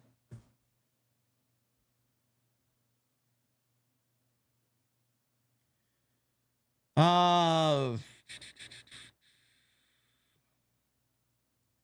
do we got here? Harpreet, thank you, brother. Menace with a $10 super chat. He buys himself a spot on the wheel. Long-time listener, first-time caller. Cheers to the hardest working ace in the IWC. Thank you. Menace buys himself a spot on the wheel. Michael Krause with a 2. JD, any chance Fatal 4-Way if Orton comes back? No. No, I'm not booking Orton at SummerSlam. I think Orton's legitimately hurt. Melcher might have gotten that one correct. Brain Eater with a 2. No message. Thank you. James Gender with a 10. He buys himself a spot on the wheel. Were you ever a D'Lo Brown fan? Did you watch Coach and Bro show? Even though the Hall of Fame ain't meaningful, he definitely deserves to be in it. Was I a big D'Lo Brown fan? No. No, I was not. Yeah, I listened to Coach and Bro. I think that, like I said, they got a great thing going on over there. My appearance on the Coach and Bro show did 20,000 views. Might have been the most viewed Coach and Bro of the entire year. Wayne with a 5. Your WWE 2K19 JoJo joke will always be my favorite. I love watching you since 2023. Keep being the GOAT of this shit. JoJo's fat ass, man. Hello. Rest in peace, Bray. We miss Bray. But yes, I can't go and be that version of JD anymore. I can barely be this version of JD without someone fucking clipping me out of context and getting upset about what I have to say on my own show. Now it's just, let me clip JD because I know it will get me views and clicks on social media and on YouTube. I appreciate it. Phil with a 10. He buys himself a spot on the wheel, as does James. Thank you, James. I love Punk, says Phil. I'm glad he's champ, but they did Sami so dirty. That man should get another run as champion when the time is right. WWE will always go with the bigger match. Doesn't make it right, though. No. No, they got no shame. They got no shame. And they're terrible at their job. They think they got this shit on lockdown. They don't. They're just as clueless as they think the fans are. Michael Krause with a 6. 6 plus the other 4 makes 10 for the wheel. So thank you much for all you do, JD. OTS, yeah. Well, you know, Michael, that's not the way the rules work, but I'm going to make an exception for you because we love you. Okay? So, Michael Krause, you got a spot on the wheel. And we got 2 more here. We got Marco with a 2. JD, what band would you recommend when working out? It depends what you're looking for. What type of rock music you're looking for. I mean, you could listen to... Disturbed is a great gym band. Some of the harder Alter Bridge stuff is a great gym workout. I would say Trivium. You want to go the death metal route, you could always throw on some classic Cannibal Corpse. You can throw on some... I would say... I like some obscure shit, man. Like old school Crown from Sweden. I like some Cryptopsy. I like some Malevolent Creation. I like some Suffocation. Dragon Force is another one. Can't go wrong, man. Can't go wrong. JDJ, who's this? JDGE9 with $4.99. I still don't understand why Liv needed to be in the Queen of the Ring final against Io and lose, only for us to get a rematch at SummerSlam. Bro, you're asking these questions. I don't have answers to these questions. I don't know. Lauren with a $2 super chat. Would you rather see Orton versus Cody or Punk versus Orton? I would rather see neither one of those matches, honestly. I would rather see none of those matches. Staying off code podcast with a $4.99. We'll end with this. So when does Oba Femi get his title match? If he's an early Rumble winner candidate, when before then does he fight for the title and against who? He's not going to get a title match. WWE's going to forget about it because if you listen to Megan Moron and Sam Brillohead, he's not a Brillohead anymore, he's bald, cue ball, they made it sound like he legitimately gave it up completely to wrestle Brock Lesnar. Like, this is his moment. This is his match with Brock inside Hell in a Cell. I could be wrong, but we'll see what happens. Anyway, guys, I'm about to get out of here. You guys, let's see the final. You guys killed it with the Super Chats. You guys killed it with the Super Chats. I got to tally everybody up in the wheel for Friday. You guys are going to be on the wheel.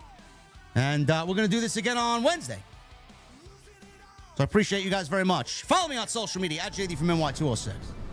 Twitter, Instagram, TikTok, and Cameo. Hit that subscribe button down below. Turn on the bell for notifications. Tomorrow, we got Coach. 2 count.